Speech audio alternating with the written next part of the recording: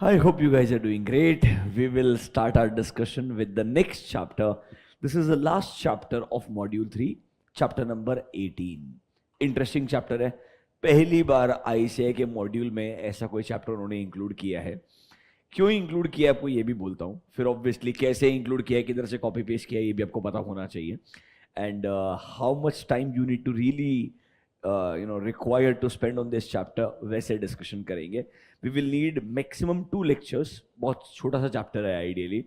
अभी के लिए ऐसा मान के चलिए ESG का इंट्रोडक्शन है इन द CA करिकुलम एक तरीके से. Now what is ESG, what exactly is expected from chapter number 18. देखो, दुनिया भर के अंदर सस्टेनेबिलिटी के रिगार्डिंग रिपोर्टिंग रिक्वायरमेंट्स बढ़ते जा रहे हैं. लाइक फॉर एग्जांपल, जब आज आप एनुअल रिपोर्ट्स बनाते हैं, हमारे सेबी जो रेगुलेटर है उनकी भी रिक्वायरमेंट्स है कि आप लोग अपने एनुअल रिपोर्ट्स में एक इंटीग्रेटेड अप्रोच फॉलो करें. What is this integrated approach? कि आप लोग जो अपने फाइनेंशियल्स को रिपोर्ट कर रहे हैं उनके साथ साथ में ही ESG, that is environment, social and governance, इन तीनों चीजों को इक्वली इंपॉर्टेंस दें. और इन तीनों चीजों के रिगार्डिंग जो आपकी रिपोर्टिंग है वो आपके एनुअल रिपोर्ट के अंदर ही आने चाहिए, फाइनेंशियल्स के साथ में रिपोर्ट होने चाहिए. देखिए, आज तक ना दुनिया भर में जब हम एक बिजनेस को इवैल्यूएट करते थे, मेन ऑब्जेक्टिव क्या था? फाइनेंशियली ये बिजनेस कितना बढ़िया कर रहा है. If it is doing fine, it is worth investing. That was the only way we used to decide whether we should invest money in a business और नॉट. अगर आपको थोड़ा बहुत भी BC के याद है, एक डेफिनेशन था triple bottom line, PPP. Profit के अलावा प्लैनेट एंड पीपल, बाकी दोनों लोग भी इक्वली इंपॉर्टेंट है. सिर्फ प्रॉफिट एक इंपॉर्टेंट तरीका नहीं होगा डिसाइड करने का, should we invest money in a business और नॉट. तो ट्रिपल बॉटम लाइन क्या बोलता है? प्रॉफिट के साथ साथ में 2 बॉटम लाइन और है. How thoughtful business is towards the society, that is towards the people, and how thoughtful business is towards the environment. ये दोनों पीस भी इक्वली इंपॉर्टेंट है. तो ये जो आपका एनवायरमेंट, सोशल गवर्नेंस है, environment is E part, that is आप पोल्यूशन को कितना कंट्रीब्यूट करते हो, नेचुरल रिसोर्सेज का कितना इस्तेमाल करते हो, क्या आपके प्रोडक्ट्स एनवायरनमेंट के अंदर सस्टेनेबल हैं या एनवायरनमेंट को डैमेज कर रहे हैं from the future point of view. Ideally वो रेलेवेंस हो गया ई का. Social is towards the society, जो आपके पास में ह्यूमन कैपिटल है या जो आपके कस्टमर बेस है, जो आपके सप्लायर्स है, उनको आप कैसे ट्रीट करते हो. एम्प्लॉयज का आपका let's say mixture of male female ratio कितना है, एम्प्लॉयज को ट्रेन करते हैं कि नहीं करते हैं. मतलब टूवर्ड्स सोसाइटी आपके जो भी रिक्वायरमेंट्स है, आपके जो भी एक्सपेक्टेशंस है बिजनेस के, वो आप फुलफिल करते हैं कि नहीं करते. एंड गवर्नेंस इज कंप्लायंस, क्या आप अच्छे तरीके से रूल्स बना करके एथिकली बिजनेस चलाते हैं, क्या लॉज एंड रेगुलेशन को कंप्लाई करते हैं, क्या कोई भी अनएथिकल प्रैक्टिसेस तो फॉलो नहीं करते हैं. That is your governance. Basically ESG 3 important words है. पहले इन तीनों वर्ड को समझने का ट्राई करेंगे, फिर इनके रिगार्डिंग क्या रिक्वायरमेंट्स है. एक तरीके से मान के चलिए it's like a novel. What is ESG बताएंगे. ESG का रेलेवेंस यूएस में कब होना शुरू हुआ, यूके का हिस्ट्री क्या है, थोड़ा इंडिया के बारे में बताएंगे. आइडियली आज हमारे इधर ESG का रेलेवेंस क्या है.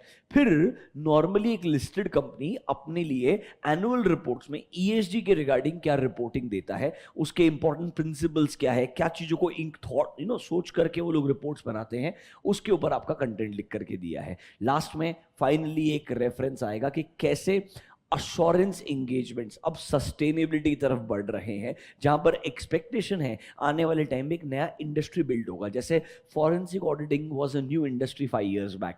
सो अब जाके यहां से आने वाले 5 साल के अंदर ऐसा मान के चलिए सस्टेनेबिलिटी रिपोर्टिंग, क्या ये बिजनेसेस सस्टेनेबिलिटी स्टैंडर्ड्स को फॉलो करते हैं कि नहीं करते, ये चेक करके अश्योरेंस रिपोर्ट देना. ऐसे नए एंगेजमेंट्स आने शुरू हो जाएंगे. उसके लिए नए स्टैंडर्ड्स भी ऑलरेडी आ चुके हैं. इंटरनेशनल स्टैंडर्ड आया था, फिर इंडिया ने भी रिसेंटली एक स्टैंडर्ड को अडॉप्ट किया है. ये सब ओवरव्यू आपको इस चैप्टर 18 में मिलेगा. So this is basically introduction to ESG for you guys.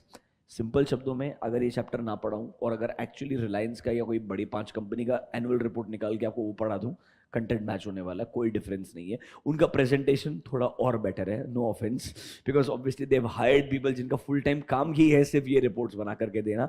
आपको बहुत हायर लेवल पे जाना है, गो टू एप्पल, मतलब उनके इन्वेस्टर रिलेशनशिप के वेबसाइट के ऊपर जाइए, वहाँ पे ESG का सेपरेट हेड रहेगा और ESG रिगार्डिंग रिपोर्टिंग वो आज से नहीं लास्ट 7 साल से करते आए. मतलब it's been more than 7-8 years.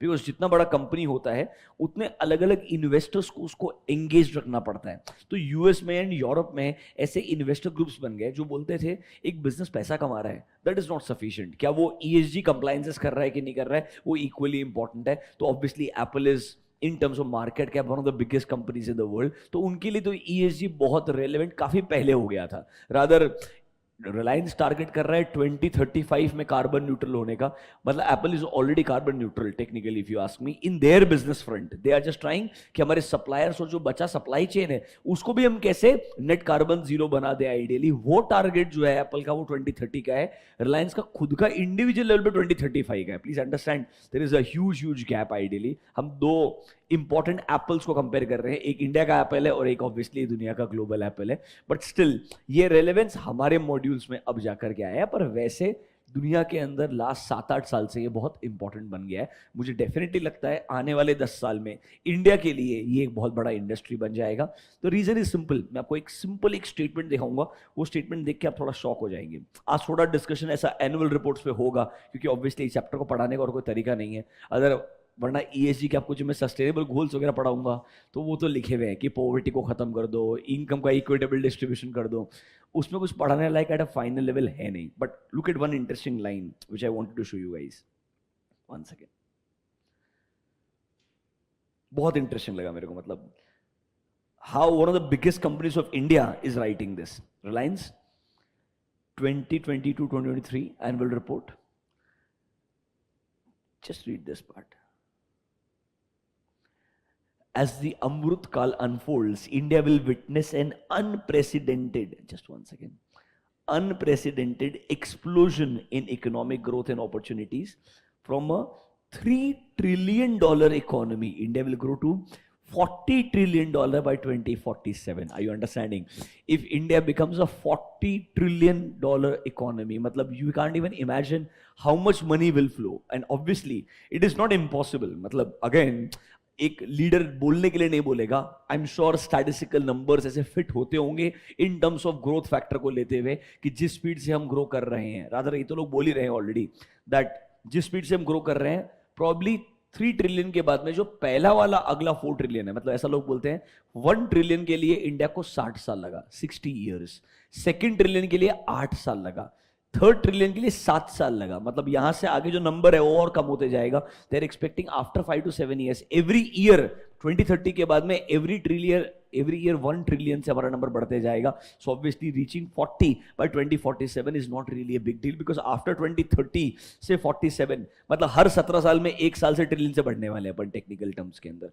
सो मतलब it is not impossible and obviously थोड़ा सा एग्जैजरेटेड है, but it is not impossible. We can't say it is not possible at all because US ने similar growth experience किया था। मतलब जब एक बार ऐसा हो गया था कि 1960s 1970s के बाद में जब यूएस इकोनॉमी दुनिया का one of the most important economy बनना शुरू हो गया, उसके बाद में आपके पास पैसे का जो फ्लो है दुनिया भर से इतना होता है। क्योंकि देखो चाइना का बड़ा कंपनी है वो लिस्टिंग के लिए यूएस जाएगा, चाहे वो यूरोप का कोई बड़ा कंपनी है वो लिस्टिंग के लिए यूएस जाएगा। तो सिंपल है, if you become the home ground for all big corporates obviously money starts flowing beyond our expectation. तो अगर ऐसा होगा, जस्ट इमेजिन एनवायरमेंट का कितना एक्सट्रीम एक्सप्लॉयटेशन हो सकता है, सोशल गवर्नेंस कितने इक्वली इंपॉर्टेंट बन जाएंगे। इसलिए ईएसजी अपने आप में एक बहुत बड़ा इंडस्ट्री बन के उभरेगा, there is no doubt about this. Rather इसके ऊपर आज की तारीख में यूरोप एंड यूएस बहुत सीरियस है, मतलब जेन्युइनली बहुत सीरियस है। अब पढ़ेंगे भी ना तो मेजोरिटी लोग जो इन्वॉल्व है वो यूरोपियन ही है। मतलब नॉर्वे के एक प्राइम मिनिस्टर है, उन्होंने एक रिपोर्ट बनाया था कि सस्टेनेबिलिटी इंपॉर्टेंट है,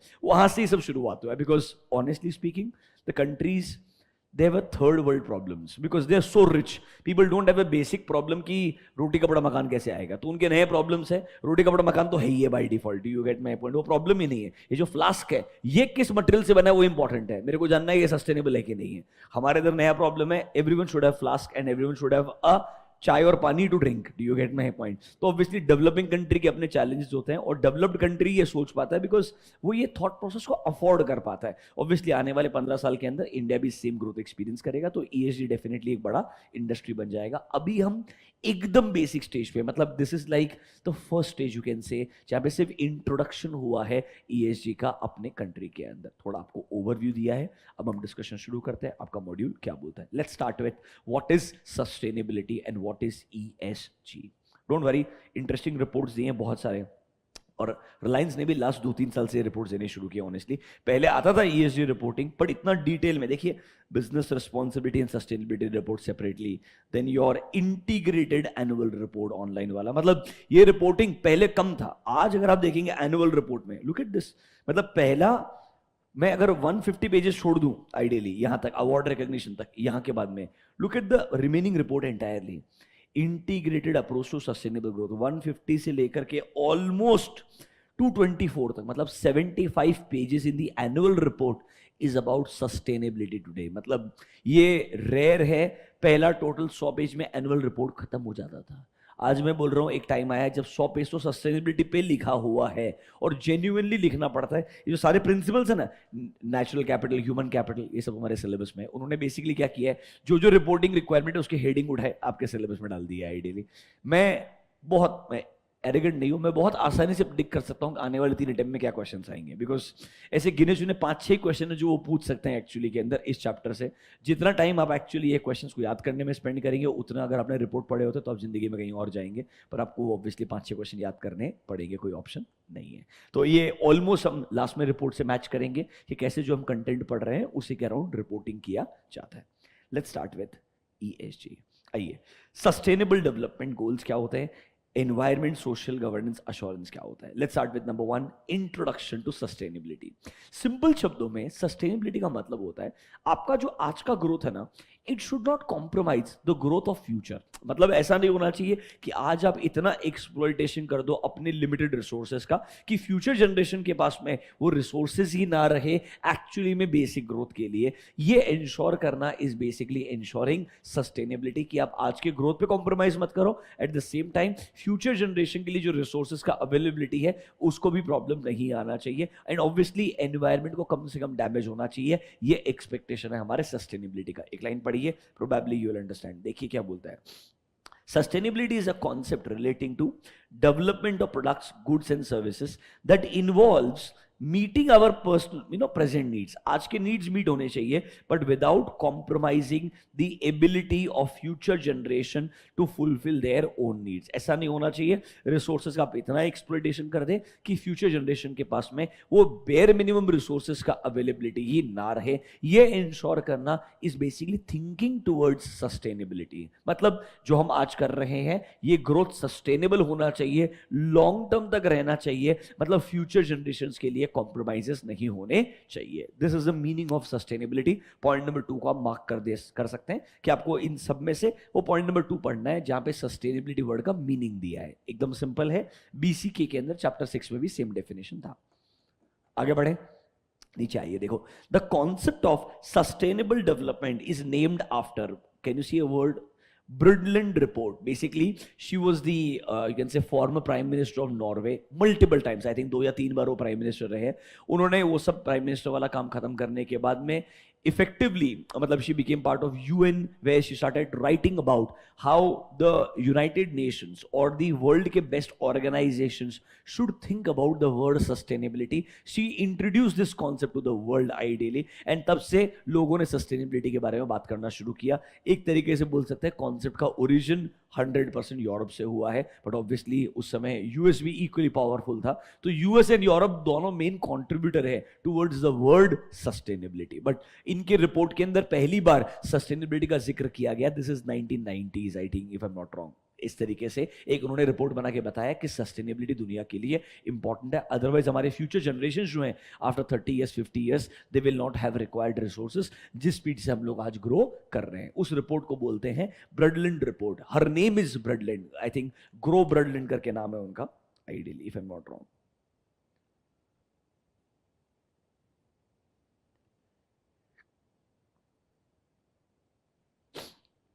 नॉर्वे की फॉर्मर प्राइम मिनिस्टर है। She has been the prime minister at least 3 terms as the prime minister of Norway, and then eventually she started writing and talking more about sustainability. इस तरीके से उनका एक report बन गया है जिसने सस्टेनेबिलिटी के बारे में बात की है। ठीक है, आपको पता होना चाहिए किसने कॉन्सेप्ट इंट्रोड्यूस किया था। बाकी उनके जिंदगी के बारे में पढ़ना चाहे तो विकिपीडिया पे इनफ कंटेंट मिल जाएगा। Let's come back. Sir, now what is sustainable development and what are three important pillars. दो इंपॉर्टेंट चीज रहेगा। देखिए पॉइंट नंबर 1 में सेम डेफिनेशन है। सस्टेनेबल डेवलपमेंट का मतलब है development that strives to meet the needs of developing countries seeking to achieve a more sustainable world. मतलब सर फ्यूचर जनरेशंस के लिए कोई भी कॉम्प्रोमाइज नहीं होना चाहिए। मतलब आप आज सब कुछ अचीव करने का ट्राई करें, हम आपको करंट के अंदर ग्रोथ पे नहीं रोक रहे हैं, बट हम आपको तब रोकेंगे जब आप सर रिसोर्सेज का ऐसा एक्सप्लॉयटेशन करें कि फ्यूचर जनरेशन के पास में वो रिसोर्सेज अवेलेबल ही नहीं होंगे। इसके लिए आपको 3 इंपॉर्टेंट पिलर्स दिए हैं। 1 is called as environment, second is called as social, third is called as governance. This is called as ESG। Let's start with number 1, environment. देखो it stands for corporate climate policies, energy का कितना use किया जा रहा है, wastage कितना होता है, पोल्यूशन को कितना कंट्रीब्यूट कर रहा है एक बिजनेस, नेचुरल रिसोर्सेज को कैसे कंजर्व करेंगे, sir how we treat animals and other living beings around the world. It includes natural resources, हर एक एंटिटी जो अब्जॉर्ब करता है like coal, electricity, water and so on, ये सबका रिपोर्ट्स बना के आपको देना पड़ेगा। बेसिकली दुनिया को बताना पड़ेगा मैं अगर RIL हूं, how much water resources I am actually consuming, how much electric resources I am actually consuming, कैसे मैं एटलीस्ट खुद का कैप्टिव कंजम्पशन के लिए खुद से डेवलपमेंट कर रहा हूं ताकि मैं जो दुनिया के रिसोर्सेज है उन्हें कम से कम यूज करूं। ये क्या बोलते हैं, तुम रिसोर्सेज यूज कर रहे हो बढ़िया है, बट कम से कम ऐसा कुछ करो जिससे या तो दुनिया के लिए नए रिसोर्सेज क्रिएट करो या सर उनके रिसोर्सेज का यूसेज कम होते जाए, खुद के आपके कैप्टिव कंजम्पशन मतलब सेल्फ खुद जनरेट करो, फिर उन रिसोर्सेज को आप यूज करिए आइडियली। ये हमारा थॉट प्रोसेस है टुवर्ड्स ESG। सो एनवायरमेंटल रिसोर्सेज का आप कैसे इस्तेमाल कर रहे हैं, कितना इस्तेमाल कर रहे हैं, उस पर reporting is your element number E, number 1।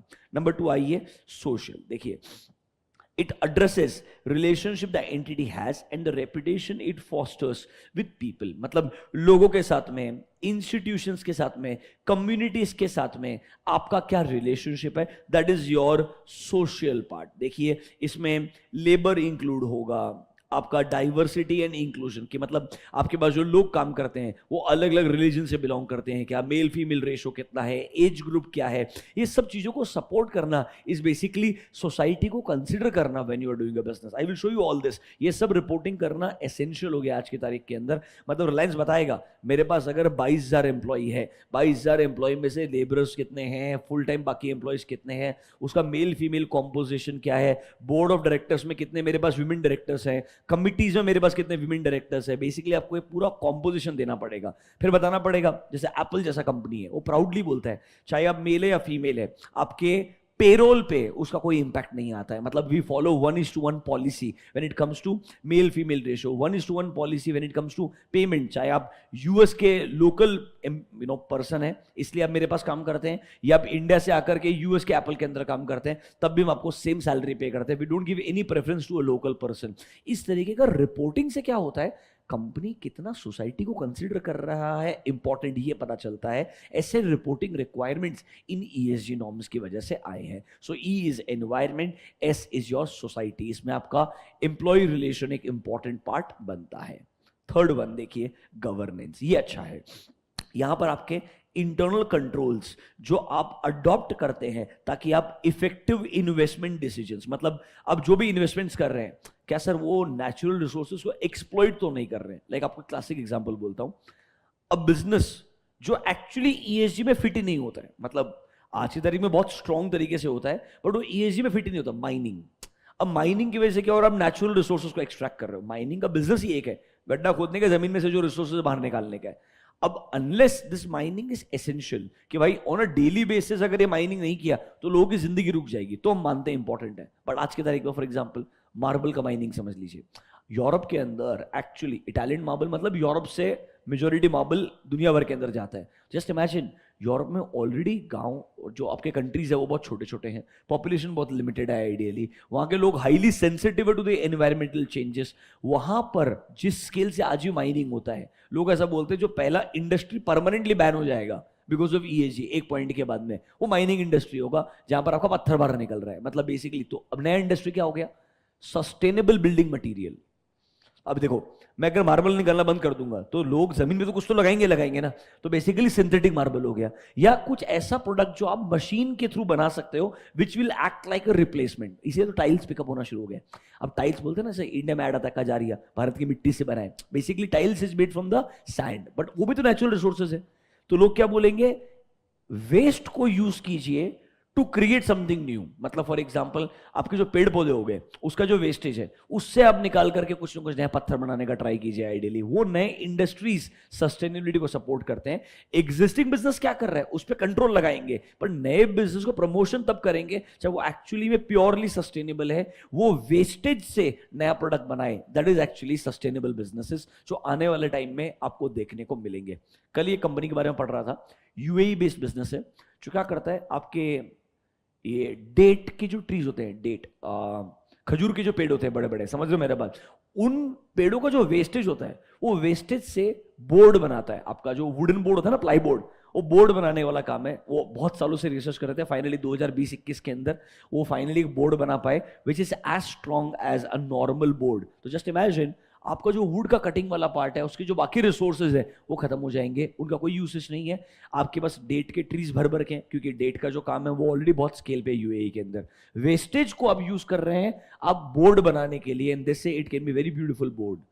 अल कुछ तो नाम था यार, अल ताहा बोर्ड नाम था ऐसा, मतलब मैं आपको लिंक्स भेज दूंगा रेफरेंसेस के लिए। बट ऐसे बिजनेसेस नए नए पिकअप हो रहे हैं जो आइडियली ट्राई कर रहे हैं कि हम कैसे परफेक्ट सस्टेनेबिलिटी के डेफिनेशन में फिट होंगे ideally. And obviously if they pick up ideally, क्योंकि आपके पास स्क्रैप का वेस्टेज भर भर के है, लोगों का कंजम्पशन प्लाईबोर्ड का बहुत ज्यादा है, तो क्यों ना इसका एक अच्छा फिट बनाया जाए, एक अच्छा मैकेनिज्म बनाया जाए आइडियली। तो मतलब इस तरीके से गवर्नेंस आपके लिए भी इक्वली इंपॉर्टेंट हो जाएगा, जहां पर आप बोलते हैं आपके फ्यूचर के इन्वेस्टमेंट डिसीजंस क्या होने चाहिए, इफेक्टिव होने चाहिए। You should comply with laws and regulation, you should meet the needs of all the stakeholders. ये सब एक्सपेक्टेशन है ईएसजी का। 1 मिनट स्पेंड कीजिए, read basic meaning of environment, social and governance. अल कुछ तो ऐसा नाम था ना ये, हाँ कल ही निकाला था तुम्हारे लिए रिपोर्ट। तालाब board launches its industrial innovation for UAE market. Read the first paragraph. Using innovative technology to recycle palm trees waste into high quality wooden board products made locally. Interesting चीज notice करना, in 2015 UAE imported 1.25 billion cubic meter of wooden board products at a total cost of AED 1.6 billion। मतलब सिर्फ wooden board पे उन्होंने actually import के नाम पे जो पैसा पे किया है, वो इंडियन टर्म्स के अंदर अगर आप जाओगे, मतलब AED टू INR इज 22। मतलब हमारे कंपैरिजन में 1 AED is equal to 22 rupees, मतलब 1.6 इंटू 22 बिलियन रुपीज का उन्होंने से प्लाईवुड इंपोर्ट कर लिया। Just imagine the potential the business has, because उनके पास जो रॉ मटेरियल है वो उस कंट्री में सबसे आसानी से वेस्टेज अवेलेबल है, कि आपको वही वेस्टेज यूज करना है ऐसा प्रोडक्ट बनाने के लिए जो हमारा कंट्री सबसे ज्यादा इंपोर्ट करता है। मतलब आइडियली ये आइडियाज आपके न्यू सस्टेनेबल आइडियाज कहलाते हैं। मतलब जस्ट थॉट प्रोसेस, ये मैंने if I am not wrong Bombay के अंदर एक एग्जीबिशन था, उस एग्जीबिशन में this company was showcasing to the world कि वो किस तरीके के प्लाईवुड बना रहे हैं, और कैसे वो प्लाईवुड हम इतना क्वांटिटी में बनाएंगे कि हम यूएई के नीड्स को फुलफिल कर ही लेंगे। अब हम चाहते हैं जो बाजू के कंट्रीज है, अब सबसे नियरेस्ट कंट्री दूसरा आता है इंडिया के अंदर आइडियली, वो कैसे बोलता है कि नॉर्मल रेट से 30% महंगा रहेगा बट आप सस्टेनेबल यूज कर रहे हो। उनका ऑब्जेक्टिव क्या है, हमारे पास में अगर 20% भी एक्स्ट्रा मैन्युफैक्चरिंग है, वो 20% इंडिया जैसे कंट्री में लेके आना चाहिए for a high net worth individual. जो लोग सस्टेनेबिलिटी में बिलीव करते हैं उनको ये बेचने का ट्राई करेंगे। अब सोचिए धीरे धीरे अब ये अच्छा प्रोडक्ट बनाते हैं। A company like Volvo cars, more than 70% car is actually sustainable. मतलब वो क्लियरली बोलते हैं इस कार में 70% जो मटेरियल का इस्तेमाल किया गया है वो रिसाइकल्ड है या अपसाइकल्ड है। मतलब उन कंपनीज के लिए मैं as a new company will become a very important contributor. Volvo के अंदर तुम लोग लकड़ी का इस्तेमाल किधर होगा, एक्चुअली जो डैशबोर्ड होता है उसके अंदर एक अच्छा फिनिशिंग देने के लिए वुड का इस्तेमाल किया जाता है आइडियली। तो नॉर्मली सिर्फ वो wood, one of the most expensive woods वो लोग यूज करते हैं। उनको अगर मैं बोलता हूं ये हाईली सस्टेनेबल मटेरियल है, वो क्यों यूज नहीं करेंगे। आपको ये बता रहा हूं कि कैसे बिजनेसेस अभी अभी इस डायरेक्शन में सोचना शुरू कर दिए हैं। कन्वेंशनल बिजनेसेस के लिए कंट्रोल लगा रहे हैं, नए बिजनेसेस को इस डायरेक्शन में प्रमोट कर रहे हैं। This is your ESG। चलो आइए बेसिक मीनिंग बढ़िया ESG का एक बार से, फिर नीचे एक टेबल दिया है वो टेबल को डिस्कस करेंगे।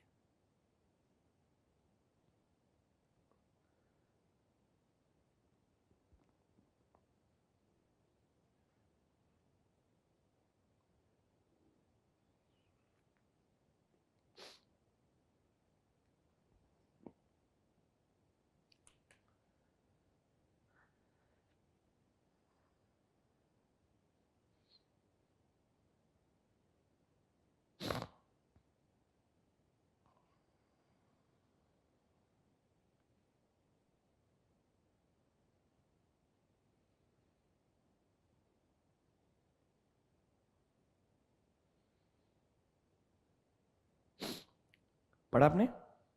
तो नेक्स्ट पेज पे आइए, एक टेबल मिलेगा आपको। एनवायरमेंट, सोशल गवर्नेंस, तीनों में क्या क्या चीजें आती है। पहले एनवायरमेंट वाला पार्ट पढ़ते हैं। Climate change, obviously you will focus on carbon emission, your carbon footprint कितना छोड़ के जा रहे हैं अपन, क्लाइमेट चेंज को कितना फोकस करते हैं, वल्नरेबिलिटी क्या है हमारे रिसोर्सेज का, नेचुरल रिसोर्सेज क्या यूज करते हैं, मतलब water, biodiversity, raw material sourcing, pollution and wastage, environmental opportunity, कितना क्लीन टेक्नोलॉजी आप यूज करते हैं। अगर आप रिलायंस का एनुअल रिपोर्ट पढ़ेंगे, बार बार एक ही चीज बोल रहा है, क्योंकि ऑब्वियसली रिलायंस का ओरिजिनल बिजनेस था पेट्रोकेमिकल प्रोडक्ट्स, समझ रहे हैं, मतलब पेट्रोलियम प्रोडक्ट्स हो गया, तो उन्होंने O2C बिजनेस बनाया था, ऑयल टू केमिकल आइडियली, ताकि कैसे वो केमिकल्स का इस्तेमाल करके थोड़ा सा नेचुरल रिसोर्स को क्लीन किया जाए। अब वो क्लियरली बोलता है we want to become the next clean energy business ideally, जो कंप्लीटली ऐसा हाइड्रोजन बेस्ड प्लांट्स जामनगर के अंदर बनाने का ट्राई कर रहा है, जो क्लीन एनर्जी पूरे कंट्री को प्रोवाइड करेगा। मतलब जो बेसिकली सबसे ज्यादा पेट्रोलियम पे डिपेंडेंट है, वो खुद ही उससे डाइवर्सिफाई करके दूसरे डायरेक्शन में जाना चाहता है। बिकॉज हर किसी को लगता है आने वाले 15-20 साल के अंदर ऐसा होगा, जो आपके पेट्रोलियम प्रोडक्ट्स हैं उनका डिमांड कंपेरेटिवली कम हो जाएगा। डिमांड कम हो जाएगा से ज्यादा क्या है, जो सिंपल चीज है, पेट्रोलियम प्रोडक्ट्स को मैं यूज किस चीज में करता हूं, जो मेरे डे टू डे चीजें उसके अंदर। अब अगर वही products, for example just imagine your cars, if the number of EVs are sold more, where will you use a petroleum product. So मतलब सिंपल चीज है, जब मेरे प्रोडक्ट्स का यूज करने के लिए बाकी प्रोडक्ट्स ही कम हो जाएंगे, तो इस प्रोडक्ट का डिमांड ऑटोमेटिकली कम हो जाएगा। बिकॉज इसकी वजह से आज लोकल लोग का एक्सप्लोइटेशन बहुत होता है, नेचुरल रिसोर्सेज लिमिटेड हर किसी को पता है, तो उस पर डिपेंडेंसी क्यों होनी चाहिए। तो बेसिकली रिलायंस जैसे बिजनेस है तो आज की तारीख में सिंपल ऑब्जेक्टिव है, कैसे मैं सोलर एनर्जी, हाइड्रोजन, मतलब बेसिकली क्लीन एनर्जी को इतना ज्यादा सपोर्ट करूंगा कि आने वाले टाइम के अंदर मेरा डिपेंडेंसी ऑन पेट्रोलियम बिजनेस ना के बराबर हो जाना चाहिए। ऑब्वियसली यहां से 7 साल का 10 साल का प्लान रहेगा, बाय 2030 बाय 2035 रिलायंस से बनने का ट्राई करेगा, बट आज इन्वेस्टमेंट्स करेगा उस डायरेक्शन में, तभी तो वहां पहुंचेगा। एंड ऑब्वियसली अगर वो हाफ वे डाउन भी प्रूव कर पाता है that we are moving as expected ideally, valuations will go skyrocket again. मतलब आज वो इनके वैल्यूएशंस में इंक्लूडेड नहीं है, आज सिर्फ इन्वेस्टमेंट्स है। नाउ जब वो इन्वेस्टमेंट थोड़े फ्रूटफुल होंगे, थोड़े लॉजिकल लगेंगे कि उनका इंफ्रास्ट्रक्चर बिल्ड हो रहा है कंट्री के अंदर, एक्चुअली उन प्रोडक्ट से पैसा आएगा। जैसे जियो ने जब एक्चुअली प्रूव कर दिया मार्केट के अंदर कि वो सर्वाइव कर पाएगा, वो सस्टेन करेगा, तब जाके जियो को वैल्यूएशन मिला, तब जाके वो जियो का वैल्यूएशन रिलायंस के अंदर आया आइडियली, वरना रिलायंस में वैल्यूएशन नहीं आता था। अच्छा, एक बहुत बड़ा क्वेश्चन है, जियो फाइनेंशियल सर्विसेज को डीमर्ज कर दिया, बराबर है, आरआईएल से निकाल के अलग से लिस्ट कर दिया, वो भी क्यों कर दिया? आंसर आपको एनुअल रिपोर्ट में मिलेगा। क्योंकि बोर्ड ऑफ डायरेक्टर्स को लगता है financial, that is NBFC sector is one of the very important sectors for India's growth story. अगर मैं आरआईएल के अंदर उस जियो फाइनेंशियल को रखता हूं, तो रेगुलेटर के ऐसे बहुत सारे रिक्वायरमेंट रहेंगे जो आरआईएल फुलफिल नहीं कर पाएगा, क्योंकि ultimately Jio financial will be part of RIL, क्योंकि वो सेपरेटली लिस्टेड नहीं है। तो कहना ही से जब रेगुलेटर बोलेगा तो रिक्वायरमेंट जियो को तो एप्लीकेबल है, साथ साथ में आरआईएल को भी रेलेवेंट है। अब आरआईएल इतना डाइवर्सिफाइड बिजनेस है कि रेगुलेटर की हर गाइडलाइन को फुलफिल कर ही नहीं पाएगा, इसीलिए पहली बार एक बिजनेस को उसने स्प्लिट कर दिया, क्योंकि उनको लगता है वो बिजनेस इंडिपेंडेंटली बेटर ग्रो कर सकता है rather than being included in RIL. Otherwise मैं नॉर्मल जियो को क्यों नहीं स्प्लिट किया, नॉर्मल रिटेल बिजनेस को स्प्लिट क्यों नहीं किया? क्योंकि वो कलेक्टिवली रन हो सकता है। जो बिजनेस कलेक्टिवली रन होने के बजाय इंडिपेंडेंटली बेटर रन होगा, इसलिए उसका डीमर्जर किया है। अब लोग ये नहीं सोचते वो डीमर्जर क्यों हुआ, लोग बोलते हैं बस जियो लिस्ट हो गया। जियो लिस्ट नहीं हुआ, जियो फाइनेंशियल सर्विसेज लिस्ट हुआ है, जो एक छोटा सा पार्ट है, वो भी बहुत स्ट्रेटेजिक तरीके से किया गया है, क्योंकि उसको अलग करना जरूरी था। अदरवाइज वो बजाज फाइनेंस जैसा बड़ा नहीं बन पाएगा कभी भी, क्योंकि रेगुलेटर के एनबीएफसी को लेकर के गाइडलाइंस बहुत स्ट्रांग होते हैं कंपैरेटिवली। आपको अगले चैप्टर में वही पढ़ाएंगे, डोंट वरी। अभी के लिए ये एक लिस्ट दिया है उन्होंने आपको। एनवायरमेंटल, सोशल के अंदर देखिए आपका ह्यूमन कैपिटल आएगा, प्रोडक्ट सेफ्टी, केमिकल सेफ्टी आएगा, स्टेक होल्डर के बारे में आएगा, सोशल अपॉर्चुनिटी आएगा। मतलब एक लिस्ट बना के दिया है कि जनरली इन चीजों को हम लोग कंसिडर करते हैं। एक मिस्टेक हो गया है, इस चीज को कट कर दीजिए, गवर्नेंस वाले पार्ट को कट कर दीजिए, कॉपी पेस्ट में गलती हो गया है। I will share this with you. Normally this is the governance what we need to talk about.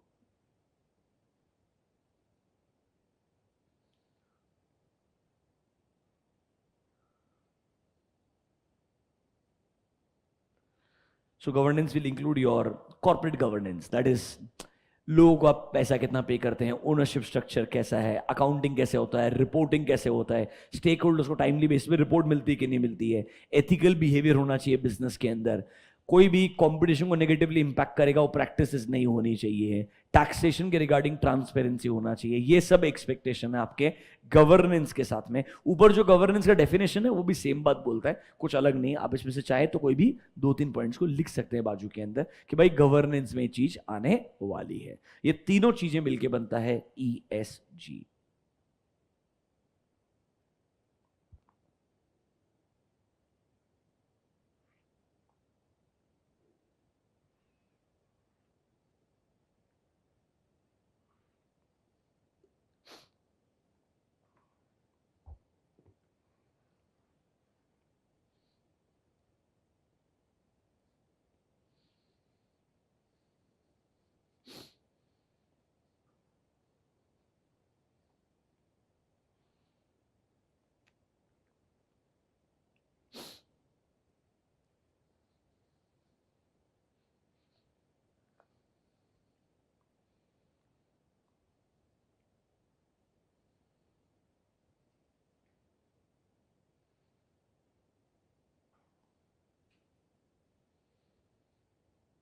Recording students आपके लिए बुक्स में करेक्शन कर दिया है, तो आपको ये लिखने का जरूरत नहीं पड़ेगा, it's already being corrected, don't worry.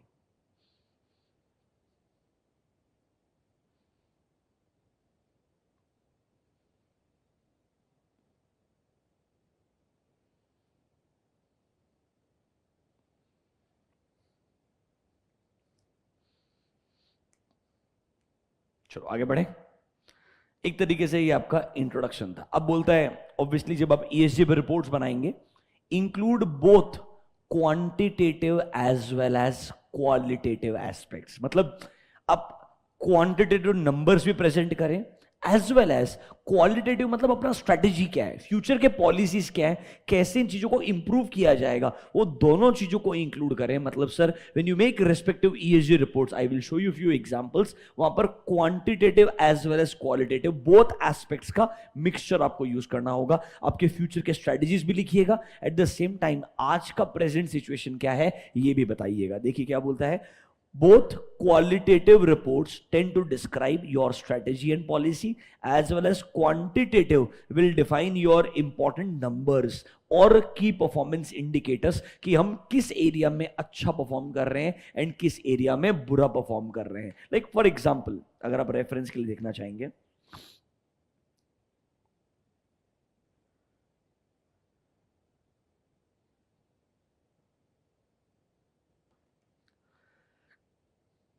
आपको ये पूरा रिपोर्ट का फॉर्मेट आपके सिलेबस में है, जिस रेफरेंस के लिए दिखाता हूं कुछ एक दो चीजें।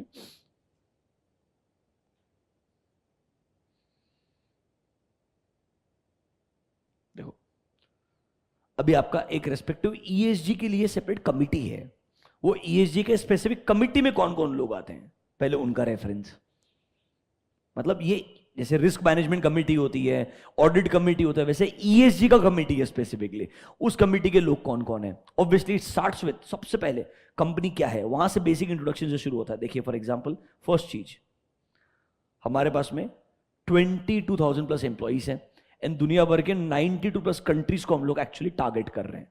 अब ऑब्वियसली बात करेगा हमारे प्रोडक्ट्स के अंदर, सबसे पहले what is the name of the company, कब से कंपनी काम कर रहा है, बेसिक इंट्रोडक्शन। मतलब अगर आप ये रिपोर्ट क्यों बनाए पता है क्या, someone will be interested not looking at the financial numbers।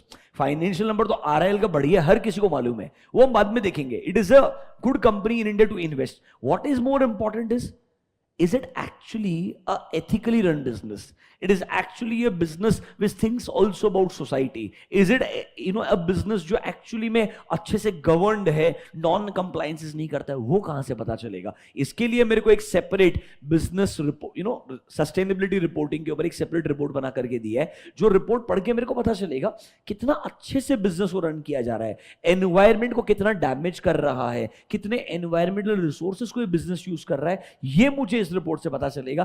Financial numbers आपको एनुअल रिपोर्ट से इजीली मिल जाएंगे। ये सेपरेट रिपोर्ट बनाया है purely from ESG understanding point of view. ये कंपनी का बेसिक अंडरस्टैंडिंग हो गया। फिर जरा नीचे आइए, हम क्या क्या प्रोडक्ट्स के अंदर है। ये भी RIL स्टैंड अलोन पे है, तो ऑयल टू गैस बिजनेस के अंदर आपको मेजर दिखेगा। अदरवाइज CFS अगर आप देखेंगे उसमें रिटेल बिजनेस भी आ जाएगा, जियो बिजनेस भी आ जाएगा, ऐसे आपके बिजनेस का बाइफर्केशन देगा।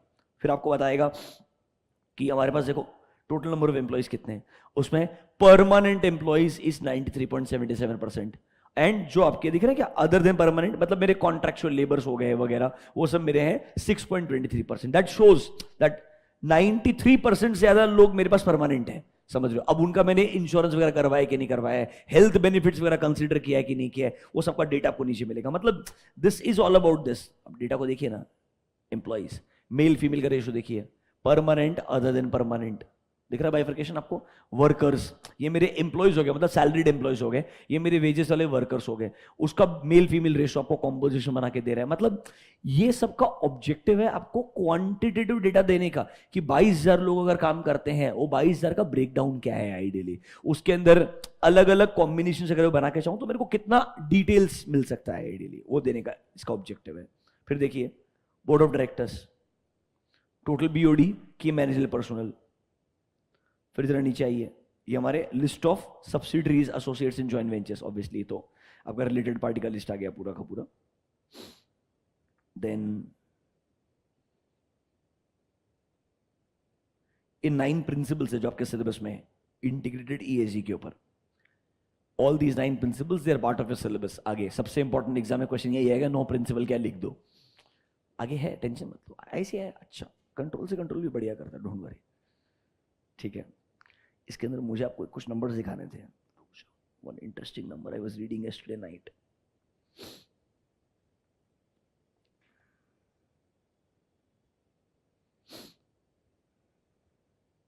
to provide goods and services and make it sustainable.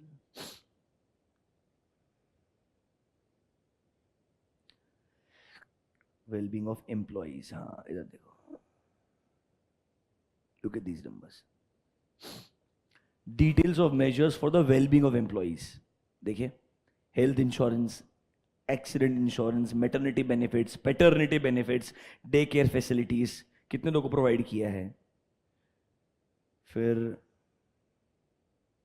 PF, gratuity, ESI, can you see 100%, ये सब RIL क्यों कर रहा है? ऑब्वियसली रिक्वायरमेंट है, बट RIL इसको बहुत इंपॉर्टेंट समझता है बिकॉज 100% आने वाले टाइम में वो अपने एक आध बिजनेस को यूएस में लिस्ट करना चाहेगा, तब जाकर के असली वैल्यू अनलॉकिंग होगा। और उसको अगर एक धंधा यूएस में जाके लिस्ट करना होगा तो उसको वहां के इन्वेस्टर्स को कन्विंस करना है कि मैं एज अ बिजनेस क्यों सस्टेनेबिलिटी पे इक्वली फोकस्ड हूं, मैं एज अ बिजनेस एकदम क्लीन इमेज होल्ड करता हूं आइडियली, ताकि जब कोई पैसा इन्वेस्ट करे, for example Alibaba became Alibaba not because only of China but because of getting listed in US। तो आपके पास में जो इन्वेस्टर का पोटेंशियल है वो ज्यादा डेवलप्ड कंट्रीज के अंदर है। अगर मैं यहां से निकाल करके एक भी बिजनेस को यूएस में लिस्ट कर पाता हूं, जो वैल्यू अनलॉकिंग ओवरऑल आरआईएल में क्रिएट होगा वो अपन इमेजिन भी नहीं कर सकते, बिकॉज हैविंग 20 लाख करोड़ का मार्केट कैप का company in US is a joke. India में आरएल का मार्केट कैप 20 लाख करोड़ पे है भी नहीं, हम 15 से 17 लाख करोड़ के बीच में खेलते रहते, 20 लाख करोड़ भी टच नहीं किया है, तुमको ऑनेस्टली बता रहा हूं मैं। पर उतने का मार्केट कैप यूएस में किसी कंपनी के लिए ना बहुत नॉर्मल है। मतलब नैस्डैक में तो आपको बहुत कंपनीज मिल जाएंगे ऐसे, अपन जो फाइंग उसका तो बात ही नहीं कर रहे, मैं फेसबुक अमेजोन का तो बात ही नहीं कर रहा हूं, वो तो बहुत ही बड़े हैं कंपेरेटिवली।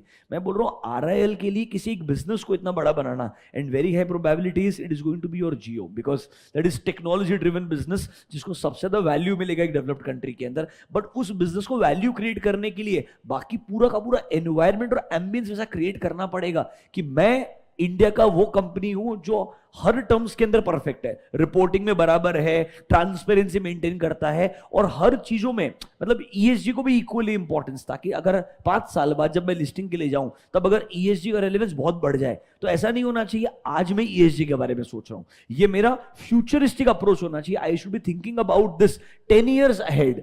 तब जाकर के क्या होगा, जब मैं लिस्टिंग के लिए जाऊंगा तो मेरा हिस्ट्री दिखेगा कि रिलायंस ये काम तो 2020 से कर रहा था, आज नहीं। रिलायंस 2020 से ईएसजी को इंपॉर्टेंट सब समझते हुए क्लीन एनर्जी की तरफ मूव कर रहा था। It is the group worth investing. उस तरीके का थॉट प्रोसेस क्रिएट करना बहुत जरूरी है आपके लिए। ऐसे बहुत इंटरेस्टिंग नंबर्स और आपको देखने को मिलेंगे। ये एम्प्लॉय रिलेटेड है, आगे जाकर के respect the interest and responsibility to stakeholders, ये रिपोर्ट्स के ऊपर रहेगा, हम सबको रिपोर्ट्स बना के देते कि नहीं देते। ह्यूमन राइट्स के ऊपर आएगा, देखो लोगों को हम ट्रेनिंग देते हैं क्या about the human rights issues and all, हमारे एम्प्लॉइज को ट्रेनिंग दिया है कि नहीं दिया है, कैसे हमने इंश्योर किया है कोई भी ह्यूमन राइट्स का प्रोहिबिशन नहीं किया गया, रेस्ट्रिक्शंस नहीं लगाए गए हैं, वो अपने इंश्योर करना चाहिए। फिर बात करेगा हाँ, अभी आएगा एनवायरमेंट के ऊपर।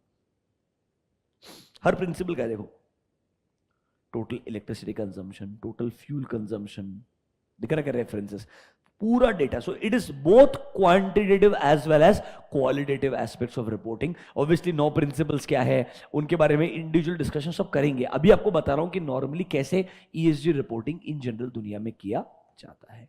थोड़ा इंट्रोडक्शन टू ईएसजी, थोड़ा बहुत अभी के लिए समझ में आया है क्या? अबाउट वाटर कंजम्पशन, मतलब हर एक चीज के ऊपर आपको ऐसा पूरा डेटा रिपोर्टिंग मिलेगा। आ जाइए, लेट्स कंटिन्यू आवर डिस्कशन, आगे बढ़ते हैं। अभी के लिए मीनिंग ऑफ ईएसजी क्लियर है। हम एक मिक्स्ड अप्रोच फॉलो करते हैं, मतलब जहां पर both quantitative as well as qualitative aspects को ईएसजी रिपोर्ट्स में इंक्लूड किया जाता है। This was introduction to the word ESG. अब अगला कॉन्सेप्ट आता है, इसको मार्क कीजिएगा, इंपॉर्टेंट, एसडीजी। एसजीडी नहीं है, एसडीजी है, बहुत कॉमन गलती होती है। सस्टेनेबल डेवलपमेंट गोल्स, इसमें इन्होंने 17 एसडीजीज का रेफरेंस दिया है नीचे। नॉर्मली हर बड़ा कंपनी ये 17 सस्टेनेबल डेवलपमेंट गोल्स के ऊपर अपने ईएसजी का रिपोर्ट देता ही देता है। एक तरीके से यूएन का रिक्वायरमेंट है कि हर एक बिजनेस ने इन 17 इंपॉर्टेंट गोल्स की तरफ क्या अच्छा काम किया है, क्या बुरा काम किया है, आपको रिपोर्टिंग करके देना पड़ेगा। देखिए, in 2015 sustainable development was adopted by all UN member states, a blueprint which was mentioned the sustainable development goals. There are 17 SDGs which considered an urgent call for action by all the countries. Her country को इन सब चीजों पे important है action लेना। देखिए, they recognize that by ending poverty and other deprivation must go hand in hand with the strategies that improves health, education, reduce inequality, economic growth को तो आप बढ़ाना चाहेंगे ही, at the same time climate change को भी अच्छे से tackle करना चाहेंगे। ऐसे 17 गोल्स बनाए। लेट्स रीड दो 17। Number 1, there should not be any poverty in the world. देखो, अभी यूएन के अंदर जब बैठ के लिखते हो तो आप अच्छा ही लिखते हो, obviously you are thinking the best part. आप ऑब्वियसली थोड़ा इमेजिनेटिव भी हो जाते हो, मतलब इट्स लाइक दुनिया में सबसे बेस्ट क्या होना चाहिए, तब ऑब्वियसली चाहेंगे किसी भी कंट्री में पॉवर्टी नहीं होना चाहिए। There should be zero hunger, good health and wellbeing, अच्छा क्वालिटी एजुकेशन मिलना चाहिए, जेंडर के बेसिस पे डिस्क्रिमिनेशन नहीं होना चाहिए, क्लीन वाटर लोगों को मिलना चाहिए, एनर्जी जो हम यूज करते हैं ना डेली बेसिस वो अफोर्डेबल होना चाहिए, क्लीन होना चाहिए, अच्छा ग्रोथ मिलना चाहिए, हर इंडस्ट्री में बढ़िया से बढ़िया इनोवेशन होना चाहिए, बढ़िया इंफ्रास्ट्रक्चर होना चाहिए, जो लोगों में इनइक्वालिटीज है इन टर्म्स ऑफ इनकम वो कम हो जाना चाहिए, हमारे सिटीज हमारे कम्युनिटीज सस्टेनेबल होने चाहिए, जो अपने आप के अंदर क्या कर सकते हैं, इंडिपेंडेंटली रन कर सकते हैं, किसी पे डिपेंडेंट नहीं होने चाहिए, रेस्पॉन्सिबल कंजम्पशन होना चाहिए, मतलब ऐसा नहीं होना चाहिए कुछ बिजनेसेस इतने नेचुरल रिसोर्सेज कंज्यूम कर रहे हैं just because they are rich, they cannot be consuming all the resources। अगर आरएल का बहुत पैसा है इसका मतलब ये नहीं है एनवायरमेंट का उन्होंने एक्सप्लॉयटेशन करना चाहिए। क्लाइमेट एक्शन, मतलब how we are taking action towards understanding the climate change, कि अगर जो ग्लोबल वार्मिंग पिकअप हो रहा है, क्लाइमेट चेंज हो रहा है, उसको कैसे हमारे कंट्री में पॉजिटिव इंपैक्ट रहे, उसका इतना नेगेटिव इंपैक्ट ना आए, इसके लिए हम क्या कर रहे हैं। Next, life below water, it's about your fish and जो आपके I forgot the industry name, basically पानी के अंदर का जो इंडस्ट्री है, इंडस्ट्री मतलब जो लिविंग बींग्स है वो केयरफुली अच्छे रहने चाहिए, उनका लाइफ डिस्ट्रॉय नहीं होना चाहिए। लाइफ ऑन लैंड मतलब animals and all obviously human beings, peace, justice and strong institutions, and लोगों को दुनिया भर के साथ में आपने पार्टनरशिप करना चाहिए फॉर गुड सस्टेनेबल गोल्स। बहुत अच्छा सोच के लिखा है, ये 17 आपके सस्टेनेबल डेवलपमेंट गोल्स हैं। इंपॉर्टेंट है, आखिरी दिन एग्जाम में जाने से पहले एक बार आपने रीड करके जाना चाहिए, मतलब ठीक है, दीज आर योर गोल्स।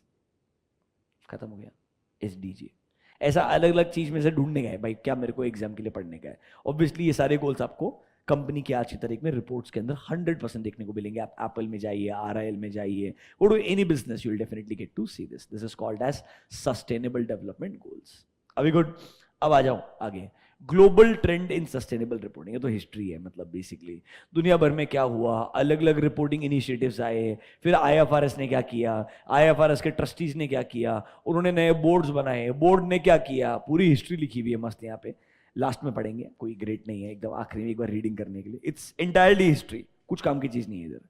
आ जाइए इंटीग्रेटेड रिपोर्टिंग, ये इंपॉर्टेंट मार्क कीजिएगा। जहां बढ़िया हेडिंग मिल गया ना, ऐसे 5 प्रिंसिपल, 6 प्रिंसिपल, 9 प्रिंसिपल मिल गए, उधर आपका आईसीए मस्त क्वेश्चन पूछेगा, इसको मार्क कर लीजिएगा, स्पेसिफिक क्वेश्चन।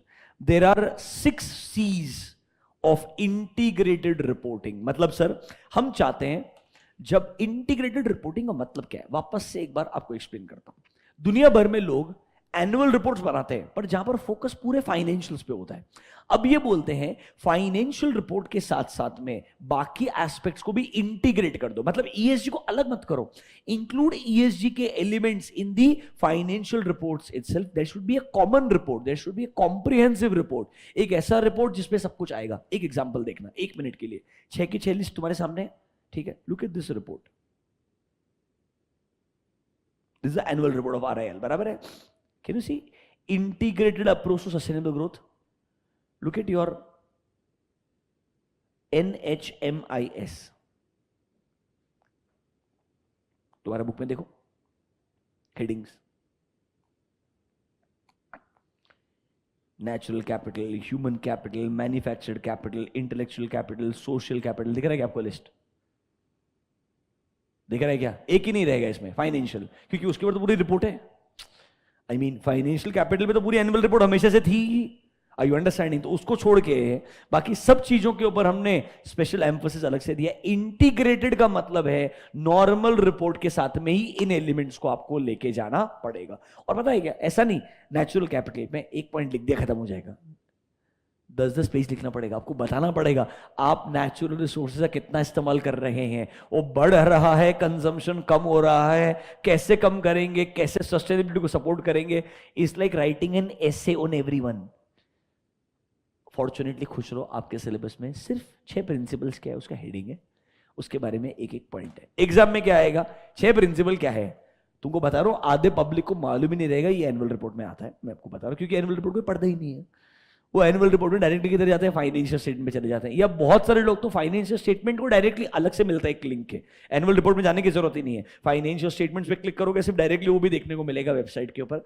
वो लोग तो वो भी नहीं ढूंढेंगे, मनी कंट्रोल में जाएंगे। मैं आपको ये भी बोलता हूँ कि मनी कंट्रोल में जाकर के मेरे को उधर फाइनेंशियल नंबर्स मिल जाएंगे, एनुअल रिपोर्ट तो कोई पड़ेगा। पर आपको बता रहा हूँ रेफरेंस के लिए, ये सब चीजें आपको आज की तारीख में एनुअल रिपोर्ट में देखने को मिलेगी। इंटीग्रेटेड रिपोर्टिंग मतलब in the financial reports also includes other aspects. तो ये 6 इंपॉर्टेंट प्रिंसिपल्स बोलता है, उसमें फाइनेंशियल प्रिंसिपल तो सबसे इंपॉर्टेंट था ही, बाकी 5 प्रिंसिपल को भी अब आपको फोकस करके इंक्लूड करना पड़ेगा। Let's start with the first one, financial capital. Obviously आपके पास में फंड्स कहां से आता है, उसको आप कैसे यूज करते हैं in the production of goods and services. Basically आपको यही बताने का है हम पैसा कहां से रेस कर रहे हैं, कितना पैसे से मैन्युफैक्चरिंग कर रहे हैं, रेवेन्यू कैसे जनरेट कर रहे हैं, खर्चा कितना कर रहे हैं। That's basically your financial numbers. Number 2, sir आपने पैसा डेट के थ्रू रेस किया है, इक्विटी के थ्रू रेस किया है, या पैसे को अपने बिजनेस में री इन्वेस्ट करके आगे ग्रोथ कर रहे हैं, या इन्वेस्टमेंट्स के थ्रू, मतलब what ever it is the way. Financial capital is आपके पास में फाइनेंस कैसे आया, उसका इस्तेमाल कैसे किया, इसके ऊपर रिपोर्टिंग करना is your financial aspect in the integrated reporting. सबसे आसान पहला वाला पॉइंट है। Is this clear to you? दूसरे वाले में आ जाइए, manufactured capital.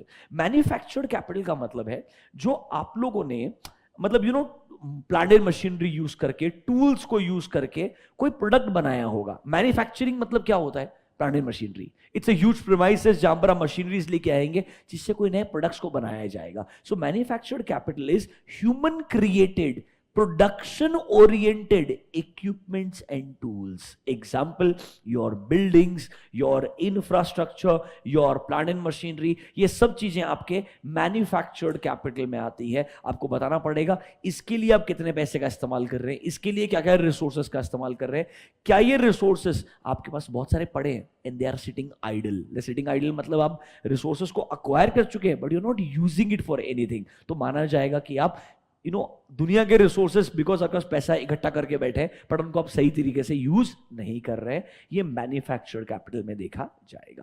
Number 3, natural capital. It's all about water, land, minerals, forest, biodiversity, ecosystem, ये सब कुछ हमारे नेचुरल रिसोर्सेज हो गए। वो नेचुरल रिसोर्सेज को अगर आप यूज करेंगे तो वो आपके लिए नेचुरल कैपिटल बन जाएगा।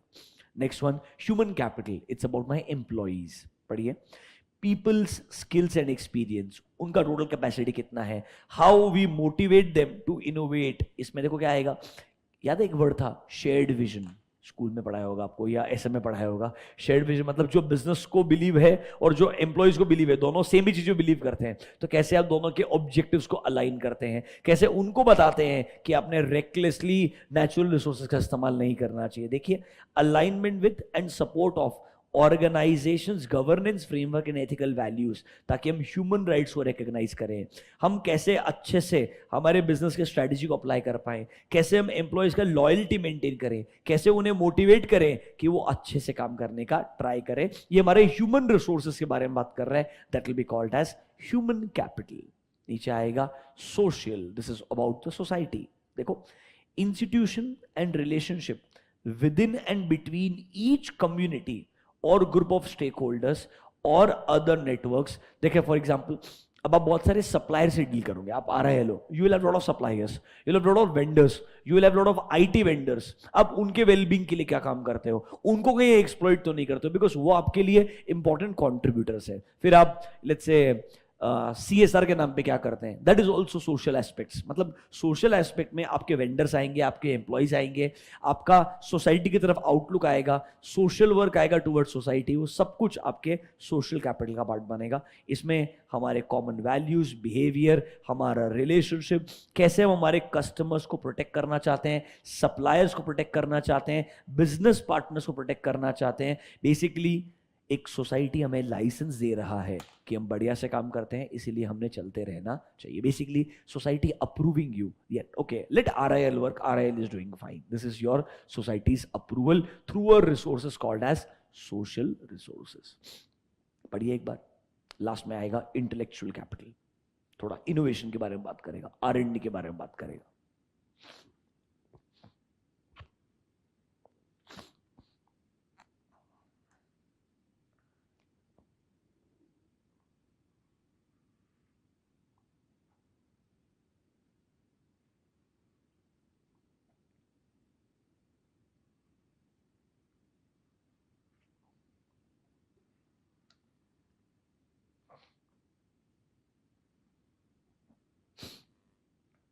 देखो, इंटेलेक्चुअल कैपिटल की element in organisations future earning potential, tight link in contingency between, कितना R&D में इन्वेस्ट हो रहा है, कितना इनोवेशन पे फोकस किया जा रहा है, human resources and external relationship, ये कैसे डिटरमाइन करेंगे हमारा overall competitive advantage. Basically how much money we are putting in future technological aspect, जिससे हमारा फ्यूचर में यू कैन से बिजनेस का कॉम्पिटिटिव एडवांटेज इंप्रूव होगा। फॉर एग्जांपल, लोग RIL को पहले वैल्यू क्यों नहीं देते थे, बिकॉज प्योरली पेट्रोकेमिकल बिजनेस था। अब उनको लगा उस बिजनेस का सस्टेनेबिलिटी कितना है, 5 साल 10 साल, उसको वैल्यू देके क्या फायदा। फिर जब उसने रिटेल ग्रो करना शुरू किया, जियो बिजनेस ग्रो करना शुरू किया, तब वैल्यू आना शुरू हुआ, क्योंकि अब आपको लगता है आप सिर्फ पेट्रोकेमिकल आपका जो पेट्रोलियम बिजनेस है उस पर डिपेंडेंट नहीं हो, आप ऑयल टू केमिकल बिजनेस पे डिपेंडेंट नहीं हो, आपके पास में अभी डिजिटल ट्रांसफॉर्मेशन हो रहा है, आपके पास में रिटेल के लिए कंजम्पशन जो है पूरा का पूरा RIL के कंट्रोल में आ रहा है। तो अलग अलग RIL में रिटेल का अलग वैल्यू है, जियो का अपना वैल्यू है, एंड पेट्रोकेमिकल बिजनेस का अलग वैल्यू है। अलग अलग चीजों का वैल्यू मिलकर के टोटल RIL का वैल्यू बनता है। इसलिए जब रिपोर्ट्स भी देखते हैं ना, हम रेवेन्यू जब देखते हैं, हम सेगमेंट वाइज रेवेन्यू देखते हैं कि हमारा रिटेल बिजनेस कैसा ग्रो कर रहा है, डिजिटल बिजनेस कैसा ग्रो कर रहा है, एंड वैल्यूएशन भी हर सेगमेंट का अलग होता है, जो सब मिलकर टोटल वैल्यूएशन बनता है ऑब्वियसली। अब RIL का मार्केट कैप कम क्यों हुआ, क्योंकि आपका डीमर्जर हो गया एक बिजनेस का। तो जियो फाइनेंशियल का जो वैल्यू था वो RIL के मार्केट कैप में था, तो उसमें से मार्केट कैप कम हो जाएगा ना मेरा यार। आप अगर सिंपल चीजें को ना, इधर रिपोर्ट्स में भी आता है ये चीज, आपको दिखाना पड़ता है।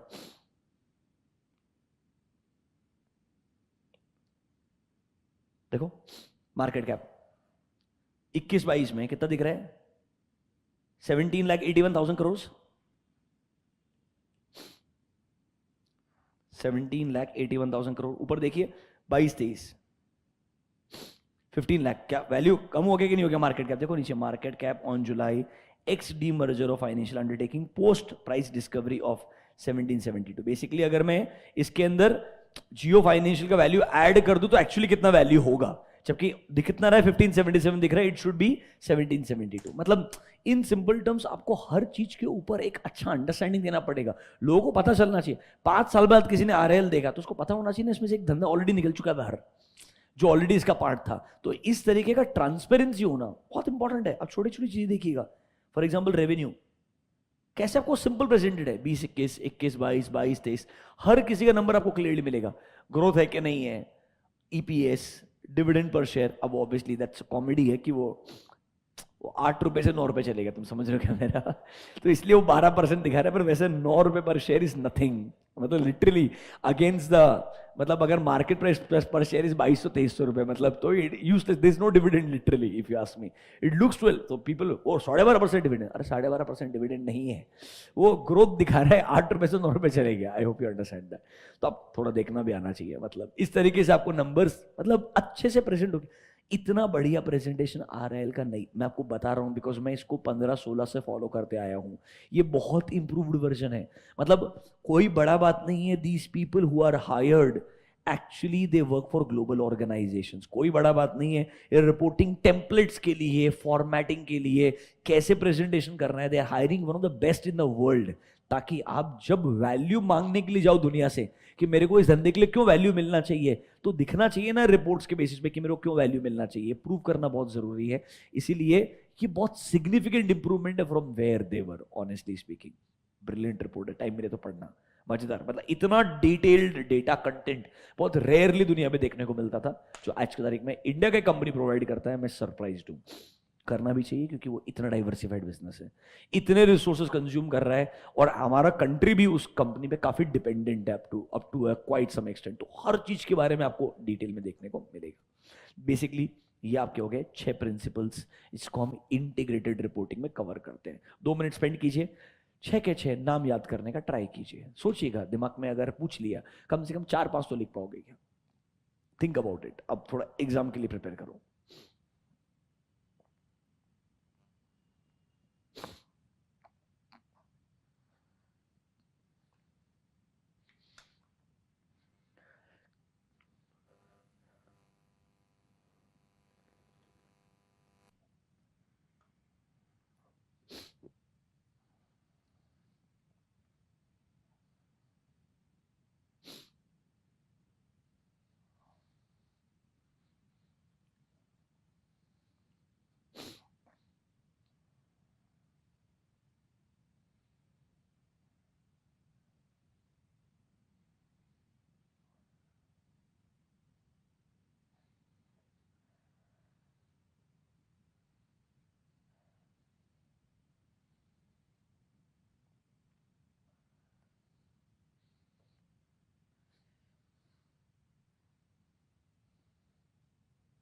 अभी तक एग्जाम पॉइंट ऑफ व्यू से 17 सस्टेनेबल डेवलपमेंट गोल्स इंपॉर्टेंट थे, एमसीक्यू के लिए भी इंपॉर्टेंट है। कोई बड़ा बात नहीं है, ऐसे का मन हो गया 17 गोल्स लिखो, highly probable, I am telling you, मैं बिल्कुल भी डिसअपॉइंट नहीं हूंगा ऐसा क्वेश्चन देख के। मैं प्रिडिक्ट कर रहा हूं, कोई बड़ा बात नहीं है। सस्टेनेबल डेवलपमेंट गोल्स क्या है, लिख दो। बेस्ट पार्ट है, एक्सप्लेन करने की जरूरत ही नहीं है, सिर्फ लिस्ट बना के देने का है। प्रॉब्लम आएगा 17 याद नहीं रहेंगे, मैं आपको लिख के बोलता हूं, 10-12 प्रिपेयर्ड रहो, ठीक है।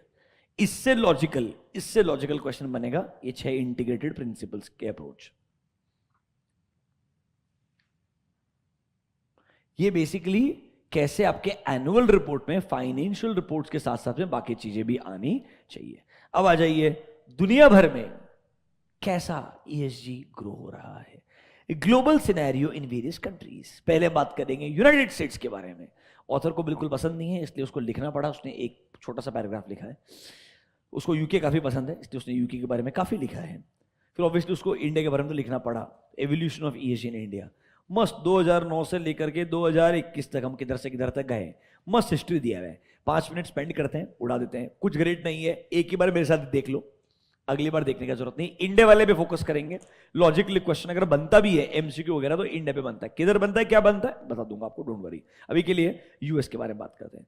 इन मार्च 2022 यूएस का जो एसईसी है, दैट इज बेसिकली जो हमारा सेबी है वैसा वहां पे एसईसी है, उन्होंने प्रपोज किया climate risk related disclosure requirements आपके एनुअल रिपोर्ट्स में आने चाहिए for all publicly traded companies, we talking about all listed companies.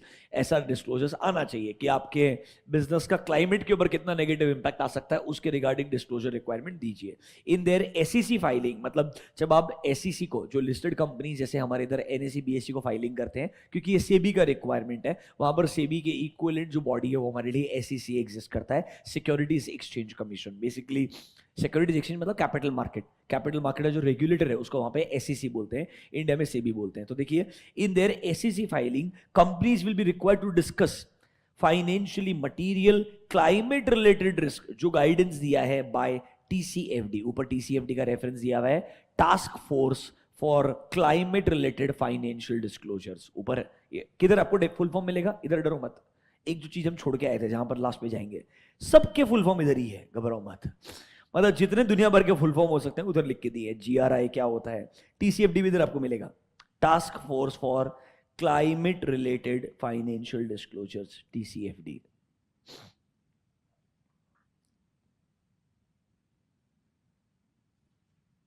ठीक है, task force for climate related financial disclosures, सब बताएंगे जीआरआई क्या है वगैरह। I will give you explanation, don't worry. पहले थोड़ा देख लो कि यूएस, क्योंकि मेरे को इंडिया वाला बात डिस्कस करने में इंटरेस्ट है, वहां पे क्वेश्चन बनेगा।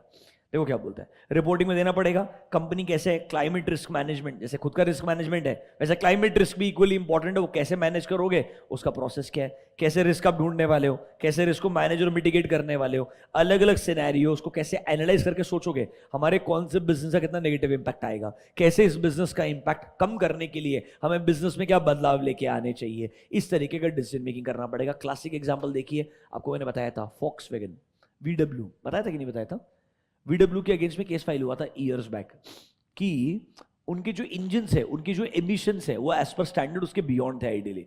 उसका हिस्ट्री पढ़ोगे ना तो कुछ 3 रूममेट्स थे, ये उनकी वजह से हो गया था बेसिकली। कोई यूनिवर्सिटी में पढ़ने वाले 3 लोग थे, उसमें से एक तो इंडियन ही था, समझ रहे मेरा बात। वो रैंडमली टेस्टिंग करते रहते थे कि भाई कार जो इमिशंस है एक कार के इंजन्स के, वो कितने स्टैंडर्ड्स के अंदर होते हैं, कितने स्टैंडर्ड के बाहर होते हैं। वहां से शुरुआत हुआ, then it became a very big matter and eventually obviously lot of authorities were involved and then they realise कि वीडब्ल्यू ने बहुत सारे कार्स के अंदर ऐसा किया है एंड मतलब यूरोप के अंदर तो it became a big deal and there was a huge fine on Volkswagen ideally. तो कैसे नॉन कंप्लायंसेस आपके लिए सीरियस फाइनेंशियल प्रॉब्लम्स बन सकते हैं, उसका फॉक्सवैगन एक क्लासिक एग्जांपल है। इसके अंदर इन सिंपल टर्म्स ये बताया है कि भाई एसईसी को या हर लिस्टेड कंपनी को अपने रेगुलेटर को फाइलिंग करते वक्त क्लाइमेट रिस्क को कैसे मैनेज करना है, रिस्क कैसे ढूंढना है, कैसे आपने उसको एड्रेस करना है, इसके ऊपर आपको रिक्वायरमेंट्स है, आपको डिस्क्लोजर्स देने पड़ेंगे। तो आपके एनुअल रिपोर्ट में इसके ऊपर डिस्कशन आना चाहिए। This is a requirement for all US listed companies. US में इनके हिसाब से ईएसजी इतना ही है, ऐसा नहीं है, सबसे सीरियसली यूरोप एंड यूएस ने लिया है। जो नीचे आपको यूके में पढ़ने को मिलेगा वही यूएस में रिलेवेंट है आइडियली। आज की तारीख में आपको बड़े कंपनीज के वेबसाइट पे डेडिकेटेड, मैं आपको बार बार बोल रहा हूँ, आपको डेडिकेटेड, ये देखो दिख रहा क्या, SEC filing, leadership and governance, बाजू दिख रहा क्या ईएसजी, एक प्रॉपर टैब मिलेगा जहां पे आपको सेपरेट, देखो we believe that business at its best serves the public good, Apple बात कर रही है, empowers people around the world and binds us together as ever before. It is not talking about making money. They make a lot of money, but they can't write that. I hope you understand this. देख रहे क्या, Apple ESG report. Obviously ये Apple है, बहुत fancy तरीके से present करेगा। देखो एक हर एक चीज के बारे में दिख रहा क्या, carbon neutral. Since 2020 we have achieved carbon neutrality for our corporate emissions, दिख रहा है कि ideally sourcing 100% renewable electricity for Apple facilities. ये उनका नया वाला ऑफिस है जो उन्होंने बनाया। This was under construction when I went to their first office. This was under spaceship के फॉर्म के अंदर है ideally, very beautiful. This was under construction, now it is being built ideally. आप शॉक में हो जाएंगे, so very dear friend, this person works in Apple, sits in this office today, qualified chartered accountant, went from India to work as a to pursue CPA. CPA खत्म करने के लिए गया, CPA खत्म किया, खत्म करने के बाद में started working in lot of your textile industry based जो कंपनीज थे उनके फाइनेंस डिपार्टमेंट में काम करना शुरू किया।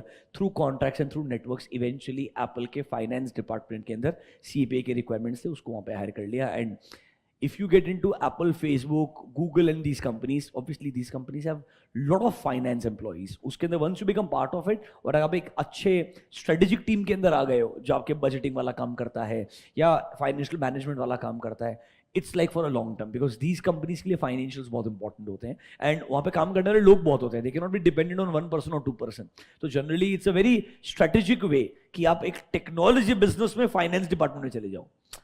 Although you do not get heavily paid, honestly, जितना एप्पल के अंदर एक इंजीनियर को पैसा मिलेगा उतना फाइनेंस में एक सीपीए को नहीं मिलेगा. मतलब मैं एप्पल में काम करता हूँ, मैं फाइनेंस में एक ऐसा सीपीए काम कर रहा हूँ. Ideally my salary will not be comparable with the engineer salary, but the amount of work pressure which an engineer will have, I will not have that because they have to create a product. I just have to look at the numbers. My work still remains same. Are you understanding that? For me, that added stress, या मेरे को निकाल देंगे क्योंकि मेरा काम इतना बराबर नहीं है, वो comparatively कम होता है because finance is still finance. Do you get my point? Your basics don't change. They still remain the same. But strategically मैंने नहीं सोचा था कभी जिंदगी में कि and this person just FYI cleared CA final in 3 attempts. It's okay. कोई फर्क नहीं पड़ता है. Rather, this person was rejected by 3 big fours. उसको statutory audit में job भी नहीं मिला. This person worked in a KPO for almost 2 to 3 years.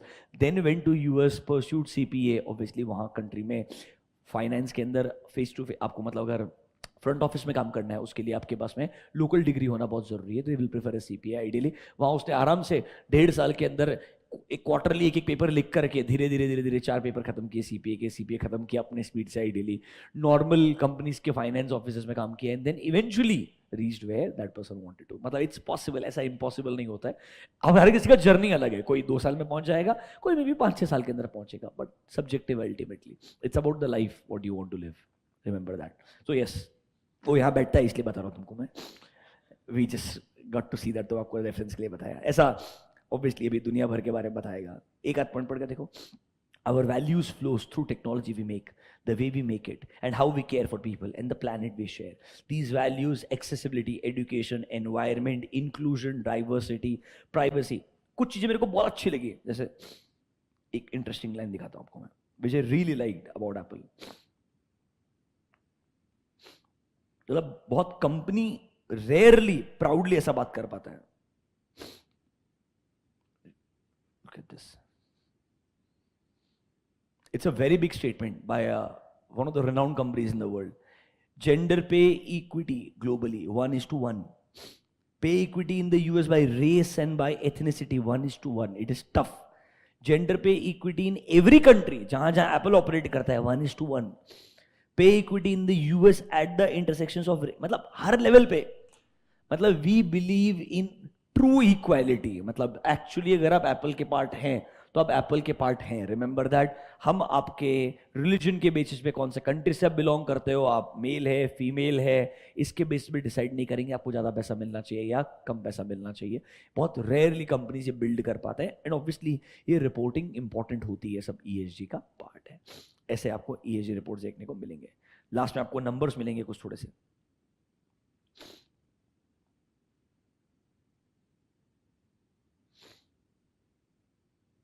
Training तो सब करते ही हैं. हो ये देखो जरा इंपॉर्टेंट है. United Nations sustainable development goals. Basic still remain same. Ending poverty goal number 1.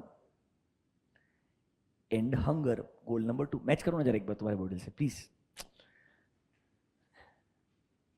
Obviously वही रहेगा रे, चांस ही नहीं है. ऑब्वियसली अब थैंकफुली इन्होंने बाजू में बताया कि हमने क्या क्या कैसे कैसे किया है, और रेस्पेक्टिव पेज के ऊपर आपको डिटेल देखने को मिलेगा.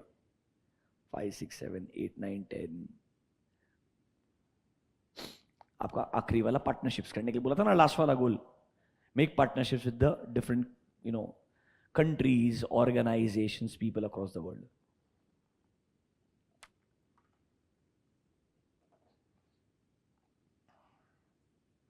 ठीक है. 17 गोल अभी भी सेम है, बदलने वाले नहीं हैं. चलो यूके पे जाते हैं. अभी यूएस के बारे में डिस्कशन बहुत हो गया. Sir UK pass the law. ये चीज में यूके बहुत होशियार है, पर अभी फिलहाल कंडीशन बुरी है.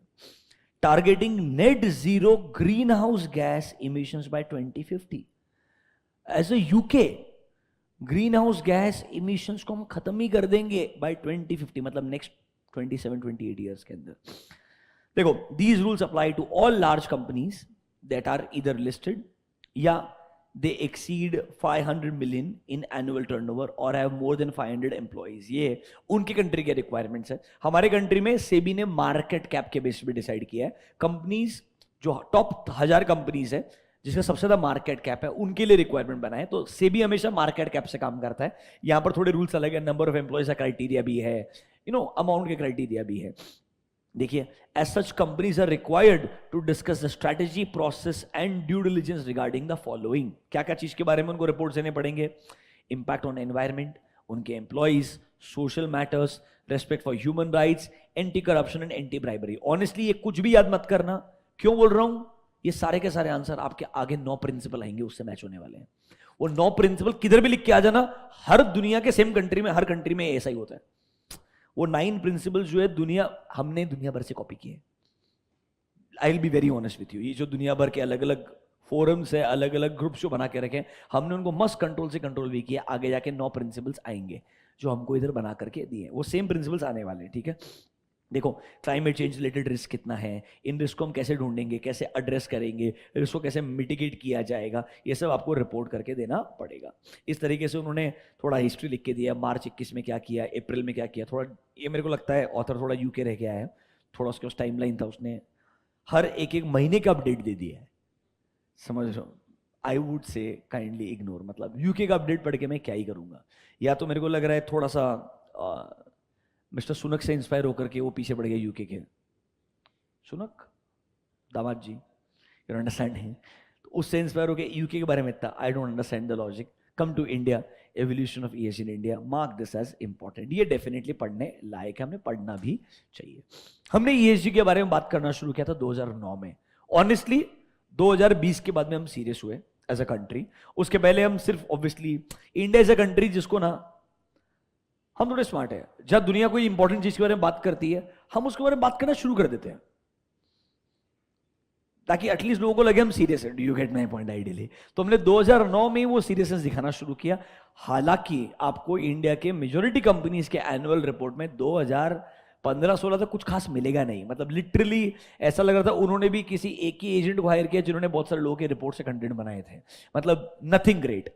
अब जाके जेन्युइनली कंपनी सीरियस हुई है, जहां पे एक्चुअली में रिपोर्टिंग को फोकस किया गया। देखो, in India ministry of corporate affairs took the initiative to guide the corporates towards responsible conduct and a sustainable future by issuing corporate social responsibility voluntary guidelines in December 2009. Trust me, 2009 में मेरे हिसाब से आधे corporate world को sustainability word भी ढंग से मालूम नहीं होगा। डेफिनेशन मालूम रहेगा, बट सस्टेनेबिलिटी एक इंडस्ट्री है, इसके बारे में कोई अवेयरनेस नहीं था। आगे आइए, एक चीज को मार्क कीजिएगा, MCA further issued additional guidelines known as, इसको मार्क कीजिएगा, National Voluntary Guidelines on ESG, but the word is Social, Environmental and Economic Responsibilities of Business 2011।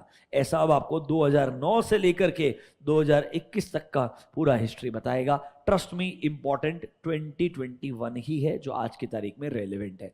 Starting से एक बार रीड कर लेते हैं।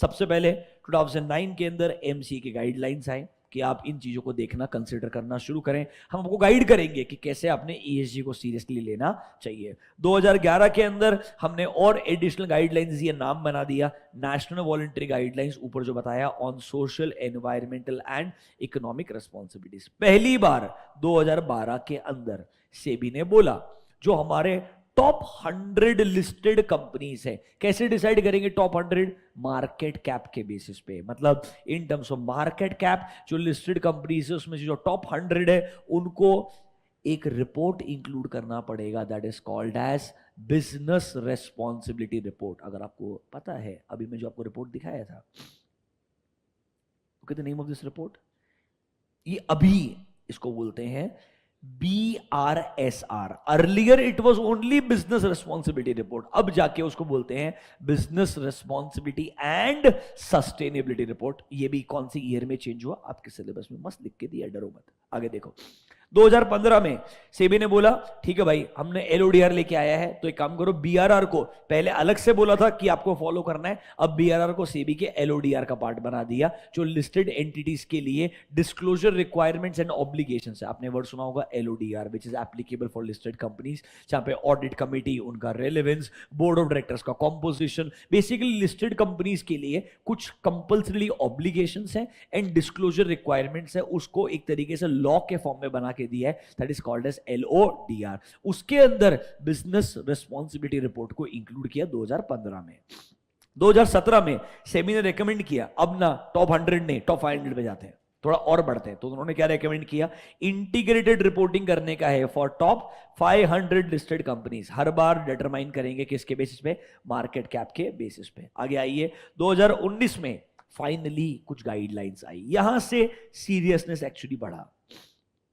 Mark this, MC revised national voluntary guidelines, and उन्होंने नए guidelines बनाए जो आज की तारीख में एक्चुअली रेलेवेंट है, national guidelines on responsible business conduct. यही गाइडलाइंस के प्रिंसिपल्स आगे आपको पढ़ने को मिलेंगे। देखिए ये जो एनजीआरबीसी है, एनजीआरबीसी के ही प्रिंसिपल्स हम आगे जाके पढ़ेंगे। देखिए 9 प्रिंसिपल्स ऑफ बीआरएसआर जो एक्चुअली एनजीआरबीसी के ही एक तरीके से प्रिंसिपल्स बन के आपके सिलेबस में आएंगे। ऊपर आइए, ठीक है भाई। अल्टीमेटली 2019 के अंदर आपके पास गाइडलाइंस आए। 2019 इसको मार्क कीजिएगा, एमसीक्यू के लिए important. As per SEBI LODR, with effect from December 2019, the annual report of top 1000 listed companies based on, mark the word, market cap. मतलब आज की तारीख में top 1000 listed companies on the basis of market cap shall contain a business responsibility report। मतलब आपको business responsibility report अपने annual report में include करना ही पड़ेगा, like this। अब इस बिजनेस रेस्पॉन्सिबिलिटी रिपोर्ट को रीनेम करके बना दिया है business responsibility and sustainability report 2021 में।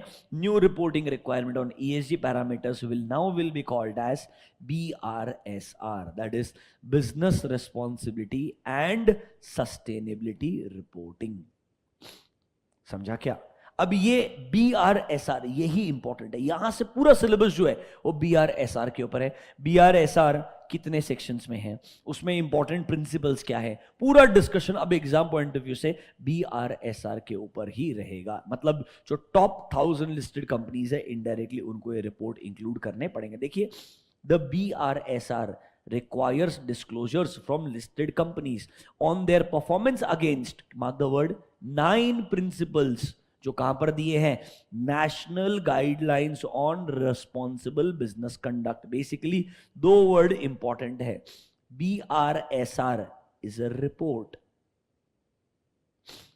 इस रिपोर्ट में आएंगे 9 प्रिंसिपल्स। जो प्रिंसिपल्स किसने दिए हैं, national guidelines on business responsibility conduct, मतलब responsible business conduct, एनजीबीआरसी।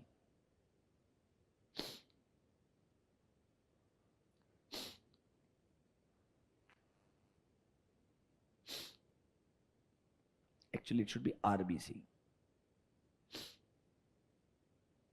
National Guidelines on Responsible Business Conduct। ये 9 प्रिंसिपल क्या है and business reporting and sustainability reporting क्या है, ये मेरे को आना चाहिए। बेसिकली एक बिजनेस रिस्पॉन्सिबल है फॉर सस्टेनेबल एस्पेक्ट्स, ये रिपोर्ट बना के देना है, समझ रहे हो। और रिपोर्ट के अंदर कुछ सेक्शंस आएंगे, वो सेक्शंस क्या क्या हैं एंड 9 इंपॉर्टेंट प्रिंसिपल्स क्या, यही हमारा यहाँ से आगे का सिलेबस है। आईसीए की इनिशिएटिव्स पढ़ेंगे, डोंट वरी, पर देखो अल्टीमेटली सिलेबस बनेगा what is business responsibility and sustainability reporting, 3 sections, 9 principles. ये 2 ही चीजें मेरे लिए सबसे इंपॉर्टेंट डिस्कशन पॉइंट बनेंगे यहाँ से आगे।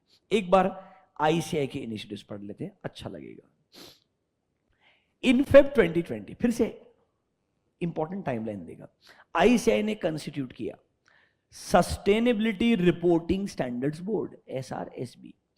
इनका मेन काम क्या है, टू टेक अप्रोप्रिएट मेजर्स, ताकि हम कैसे अवेयरनेस क्रिएट करें, ऐसे एक मैकेनिज्म्स क्रिएट करें कि कैसे बिजनेसेस रिस्पॉन्सिबल तरीके से कंडक्ट किए जा रहे हैं कि नहीं किए जा रहे हैं, कैसे ऑडिट गाइडेंस क्रिएट करें इन इंटीग्रेटेड रिपोर्टिंग के ऊपर, क्योंकि अब जाके इन रिपोर्ट्स के ऊपर भी एक अश्योरेंस रिपोर्ट आना शुरू होगा। आपको अश्योरेंस रिपोर्ट भी दिखाता हूं आरएल के केस में कैसे वो अश्योरेंस रिपोर्ट बनाया जाएगा। वो हमारा लास्ट पॉइंट ऑफ डिस्कशन होगा इस चैप्टर का, जहां पर आपको थोड़ा सा अश्योरेंस एंगेजमेंट फॉर सस्टेनेबिलिटी के ऊपर डिस्कशन किया जाएगा। देखिए अश्योरेंस इन BRSR लास्ट में ये डिस्कस करेंगे, रिपोर्ट कैसे बनाया जाता है, मेथोडोलॉजी क्या रहता है, what are social auditing standards, and last one what is the expected role of financial auditor in case of climate related risk, and then the chapter is going to end. इस तरीके से chapter eventually pan out होने वाला है। थोड़ा सा ICAI का role पढ़ते हैं, फिर जाकर के ICAI के रोल में जो लिख रहे हैं ना कि आपको कैसे अश्योरेंस या ऑडिटिंग करना होगा इंटीग्रेटेड रिपोर्टिंग का, उस पर डिस्कशन आगे आएगा। देखिए ICAI encouraged by SEBI introduced India's first award to celebrate कि कंपनी कितना बढ़िया से बेस्ट प्रैक्टिसेस फॉलो करता है इंटरनेशनली। उन्होंने अवार्ड्स बनाए हैं, वो आपको अवार्ड्स मिलेंगे। ICAI has also started a certificate course on sustainable development goals, business responsibility reports, integrated reporting, and also proposed an ICAI executive development program on BRR. Basically नए courses चल ICAI क्या कर रहा है इसके लिए आपको बता रहा है। Sir in last 2 years ICAI ने क्या क्या किया, बहुत सारे पब्लिकेशंस मतलब मस्त कंटेंट बना करके दिया है, पढ़ लो एक बार। ICAI मस्त कंटेंट बना रहा है, बोर्ड बना रहा है, कोर्सेज बना रहा है, ताकि लोगों को सस्टेनेबिलिटी सीरियस लगे।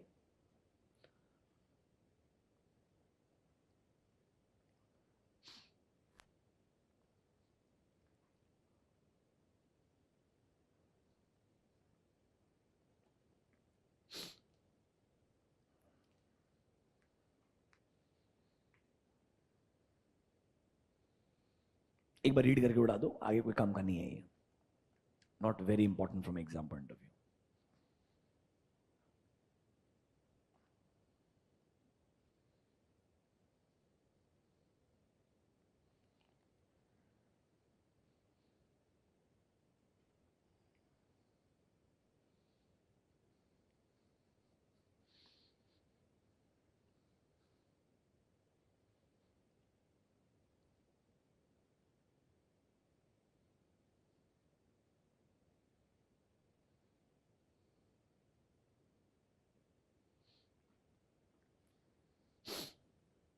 अब नीचे आ जाओ, business responsibility and sustainability report, ये इंपॉर्टेंट है।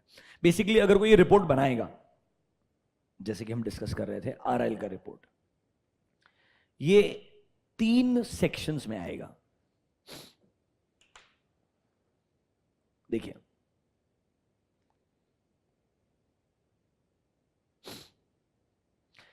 there are going to be 3 sections. Section A, B, C. Number A is a general disclosure. Just 1 second. Number A is a general disclosure. यहां पे company का basics बताएगा, company का form किया था, company क्या प्रोडक्ट सर्विसेज में deal करता है, कंपनी का incorporation, general details about the organization. Number 2, can you see word management and process disclosure. यहां पर थोड़ा सा हम कैसे अलग अलग रिसोर्सेज को अक्वायर करते हैं, उन्हें कैसे मैनेज करते हैं, उसके बारे में डिस्क्लोजर्स दिए जाएंगे। कमिटीज क्या क्या है, कमिटी में लोग कौन कौन हैं आइडियली, उन कमिटीज के मीटिंग्स कब कब होते हैं, उनके बारे में डिस्कशन होगा। Sir how ESG committees are considering climate risk as serious aspects, वो डिस्कशन होगा।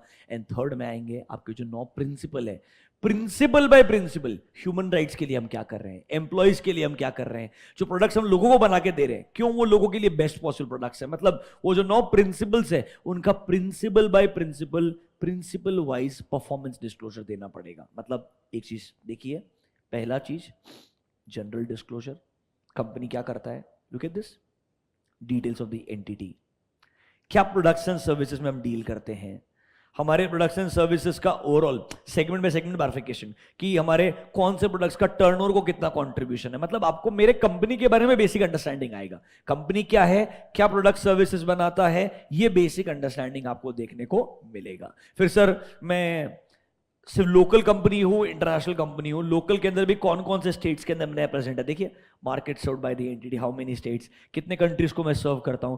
बेसिकली ये इंट्रोडक्शन टू द बिजनेस है कि मेरा बिजनेस क्या करता है, वो मेरा सेक्शन नंबर ए के अंदर आएगा। आइए उस रिपोर्ट के अंदर पहला पॉइंट पढ़िए, एक एक करके जाएंगे step by step. Go to the first part, business responsibility and sustainability reporting के अंदर 3 सेक्शंस आएंगे। Section number 1, mark this word, general disclosure. This will contain details of listed companies, उनके प्रोडक्ट्स एंड सर्विसेज, उनके operations, उनके employee related details, उनके कौन कौन से सब्सिडरी कंपनीज है, एसोसिएट कंपनीज है, एटसेट्रा। आप वापस चेक कर सकते हैं, सिंपल चीज, details of the company, products and services जिससे हम डील करते हैं, हमारे operations, a brief different types of customers we deal with, employees, उनका टोटल नंबर, उनका बाइफर्केशन, देखो हमारे पास में डिफरेंटली एबल्ड एम्प्लॉइज कितने हैं, उनका बाइफर्केशन भी रहेगा। फिर सर हमारे कौन कौन से सब्सिडरी कंपनीज है, एसोसिएट कंपनीज है, इंक्लूडिंग जेवीज, इसका पूरा लिस्ट प्रोवाइड करना is your section number A. बात समझ में आया क्या? ऐसा इस तरीके से सेक्शन बाय सेक्शन आपको कंटेंट मिलेगा। अब आएगा अगला part, that is section B. आपको एग्जाम में BRSR कोई अलग से कोर्स करने का जरूरत नहीं है, आपने 3-4 कंपनी की रिपोर्ट पढ़ ली, आपको समझ में आ जाएगा। 3 सेक्शन होते हैं। पहले बारे में basic introduction to the organization आएगा। इस सेक्शन नंबर 1 लेट यू, एक बार वापस से पढ़ो सेक्शन नंबर ए, फिर सेक्शन बी पे जाएंगे।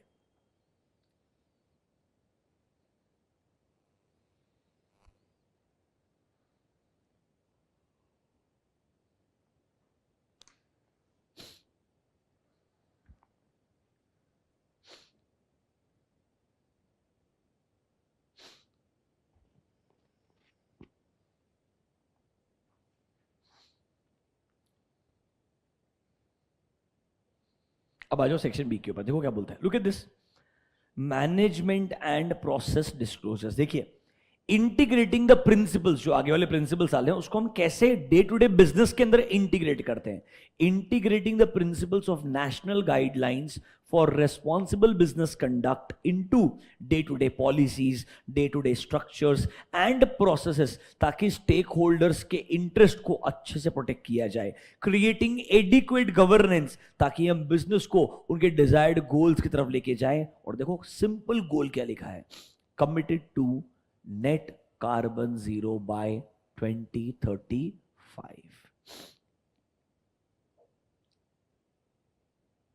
देखो, whether your entities policies cover each principle and its core element, has the policy been approved by the board, web link मेरे को हर चीज के लिए, हेल्थ सेफ्टी का पॉलिसी किधर मिलेगा, कोड ऑफ कंडक्ट किधर मिलेगा, इधर पूरा का पूरा आपको डिस्क्लोजर देना पड़ेगा।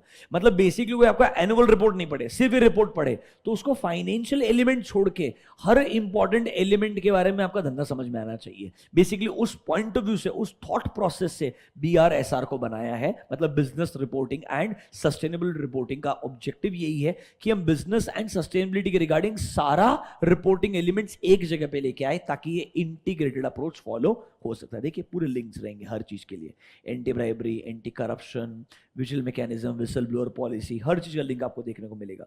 ऐसे अलग अलग क्वेश्चंस के आपको आंसर मिलेंगे। फिर हमारे पास में अच्छे गवर्नेंस के लिए एक कमिटी है, that committee is called as ESG committee. ESG committee में कौन कौन लोग आते हैं, फिर ESG कमिटी कैसे वर्क करता है, आइडियली हम कैसे अलग अलग जो हमारे NGRBC के प्रिंसिपल्स है उन्हें कंसिडर करते हैं, उनके बारे में डिस्कशन करके कैसे पॉलिसीज को बनाते हैं, कैसे बोर्ड उनको सीरियसली कंसिडर करता है। बेसिकली ये बोलता है आगे वाले जो प्रिंसिपल्स है आप हमें बताओ कैसे हम मान जाएं कि वो प्रिंसिपल्स को आपने डे टू डे बिजनेस का ही पार्ट बना दिया है। देखो आप ना ह्यूमन राइट्स पे फोकस एक दिन बैठ के नहीं कर सकते हो।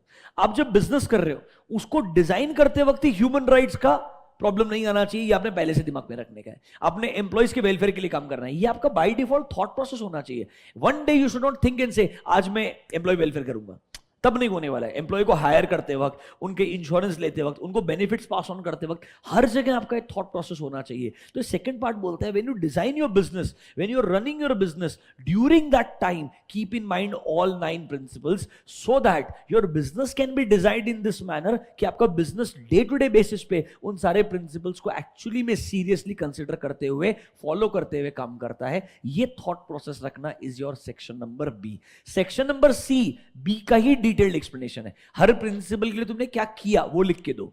तो बी में बोलता है consider all the principles in your day to day business management. C में बोलेगा for every principle what you did, उसका डिस्क्लोजर हमको अलग से दीजिए, वो सेक्शन नंबर सी के अंदर आएगा। A basic introduction to the company, हमारे एम्प्लॉइज, हमारा ऑपरेशंस, हमारे प्रोडक्ट्स एंड सर्विसेज, कंपनी कब फॉर्म किया, इनकॉर्पोरेट कब किया, basic information.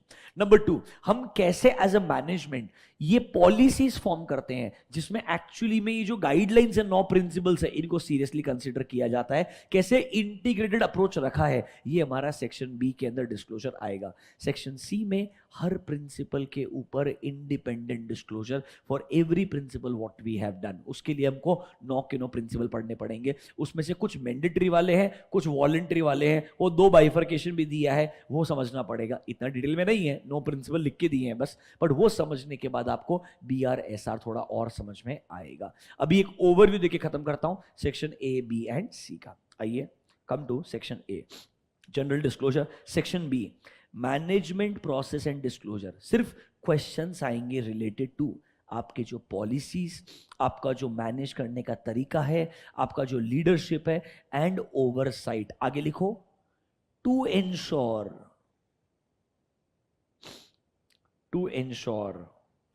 that company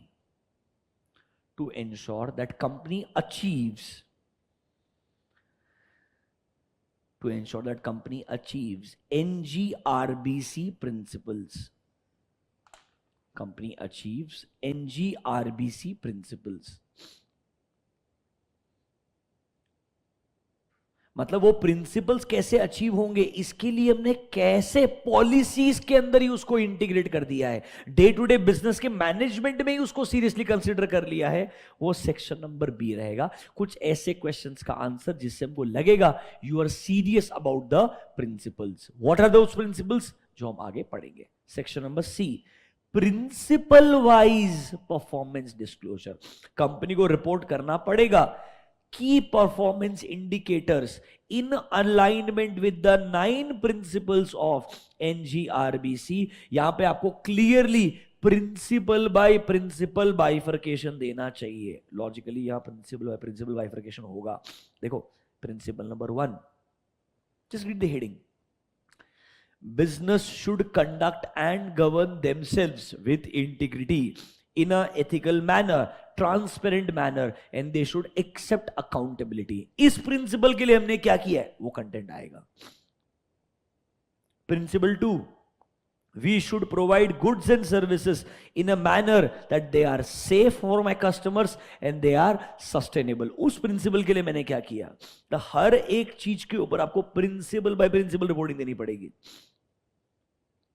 Business should respect and promote the well-being of employees, including those in their value chains। मतलब sir, जो मेरे डायरेक्टली एम्प्लॉइज नहीं होंगे पर मेरे वैल्यू चेन मतलब सप्लायर्स, वेंडर्स के थ्रू कनेक्टेड रहेंगे, कॉन्ट्रैक्टर्स रहेंगे, उनका भी वेलबींग मेरे लिए इंपॉर्टेंट है। सिर्फ मेरे परमानेंट एम्प्लॉइज का वेलबींग इंपॉर्टेंट नहीं है। वो हमने कैसे इंश्योर किया है, मतलब ये नंबर्स ना इंडिकेट करते हैं कि हमने हर प्रिंसिपल को अचीव करने के लिए क्या किया है। अब सुनो, नंबर ए, कंपनी का basic information. Number B, day to day business करते वक्त ये 9 प्रिंसिपल फॉलो करना है, ये दिमाग में रखना पड़ेगा। ये कैसे मैनेज किया है, कैसे पॉलिसी मेकिंग किया है, वो नंबर बी में डिस्क्लोजर है। नंबर सी में बोलता है हर प्रिंसिपल के लिए आज तक तुमने क्या अचीव किया है वो डिस्क्लोज करो।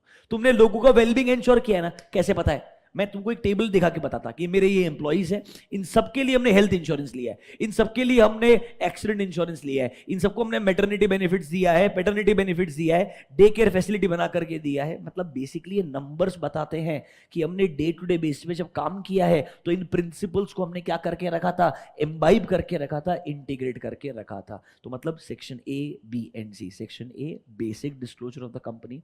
Section B, how we are running the business, ensure ensuring that we comply with the principles, and section C is principle by principle, आज तक हमारा परफॉर्मेंस कैसा रहा है वो सेक्शन नंबर सी में आएगा। समझा क्या? सेक्शन नंबर सी में कुछ प्रिंसिपल्स कहलाएंगे, नीचे आइए, एसेंशियल प्रिंसिपल्स जो रहेंगे मैंडेटरी, एंड कुछ कहलाएंगे leadership indicators, they will be optional. दो को मार्क कीजिएगा। अब आपको आरआईएल जैसे कंपनी में दोनों देखने को मिलेंगे। एसेंशियल के अंदर आएगा आपका ट्रेनिंग प्रोग्राम्स क्या कंडक्ट किए, मतलब हर एम्प्लॉइज के लिए human rights related training program दिए क्या। एनवायरमेंटल डेटा ऑन एनर्जी देना पड़ेगा, एमिशंस देना पड़ेगा, वाटर वेस्ट, ये एसेंशियल है। ये डेटा हर एक लिस्टेड कंपनी को, जो टॉप 1000 लिस्टेड कंपनीज है उनको देना ही पड़ेगा। क्या डेटा देना ऑप्शनल है वो नीचे लिख के दिया है। आपका लाइफ साइकिल असेसमेंट कैसा है, कॉन्फ्लिक्ट मैनेजमेंट कैसा होता है कंपनी में, एडिशनल डेटा कोई आपको देना है, बायोडाइवर्सिटी रिलेटेड डेटा देना है, सप्लाई चेन में, ये चीजें एडिशनल है, ये ऑप्शनल है। मतलब 9 के 9 प्रिंसिपल आएंगे।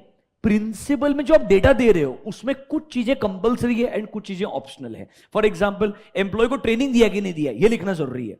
वाटर का, नेचुरल रिसोर्स का इस्तेमाल कितना किया ये इंपॉर्टेंट है। सप्लाई चेन मैनेजमेंट थोड़ा बड़ा कॉन्सेप्ट हो गया, ये एडिशनल चीजें हैं। कुछ बिजनेस शायद इस पर रिपोर्ट देंगे, कुछ बिजनेस शायद नहीं देंगे, उनको क्या बोला है, ऑप्शनल बोला है, they are not mandatory. Section C को मार्क करना इंपॉर्टेंट है। सेक्शन सी में पहले बोलता है प्रिंसिपल वाइज परफॉर्मेंस देना है। ध्यान रखना 9 के 9 प्रिंसिपल आएंगे। क्या है 9 प्रिंसिपल, एक एक करके डिस्कस करेंगे in the next lecture, don't worry. उन प्रिंसिपल पे रिपोर्ट देना है, प्लस इसमें सर कुछ चीजें, हर प्रिंसिपल जब रिपोर्ट आएगा ना, कुछ चीजें आनी ही चाहिए, कुछ चीजें आप शायद चाहो तो इंक्लूड कर सकते हो। So some things are mandatory, some are optional. What is mandatory is basically training data, carbon emission data, आप फ्यूल्स का इस्तेमाल कितना कर रहे हैं, वाटर का इस्तेमाल कितना कर रहे हैं, ये चीजें एसेंशियल है। जो मेरे सप्लाई चेन रिलेटेड डेटा है वो मैं बोलूंगा एडिशनल डेटा है। बायोडाइवर्सिटी रिलेटेड है वो क्या है, एडिशनल है, वो आपके लिए मैंडेटरी नहीं है, आप चाहे तो इंक्लूड कर सकते हैं। ऐसा बाइफर्केशन करके दिया है। समझा क्या? सेक्शन ए बी सी, ये बाइफर्केशन है कौन से रिपोर्ट का, BRSR, that is called as business responsibility and sustainability reporting. इसको पहले BRR भी बोलते थे, बिजनेस रिस्पॉन्सिबिलिटी रिपोर्टिंग, बाद में BRR बन गया BRSR। अब सस्टेनेबिलिटी वर्ड को क्या कर दिया है, ऐड कर दिया है। पहले सिर्फ बिजनेस रिस्पॉन्सिबिलिटी वर्ड था, now the word added is also called as sustain. बस बेसिकली सस्टेनेबिलिटी वर्ड ऐड कर दिया, बाकी BRR ही था, बीच में ऐसा गया। समझा क्या? What is BRSR and what are 3 sections? इतना पार्ट हमने पढ़ा है। 9 प्रिंसिपल्स डिटेल में डिस्कस करने पड़ेंगे एक एक को ideally, and then we'll talk about the assurance part.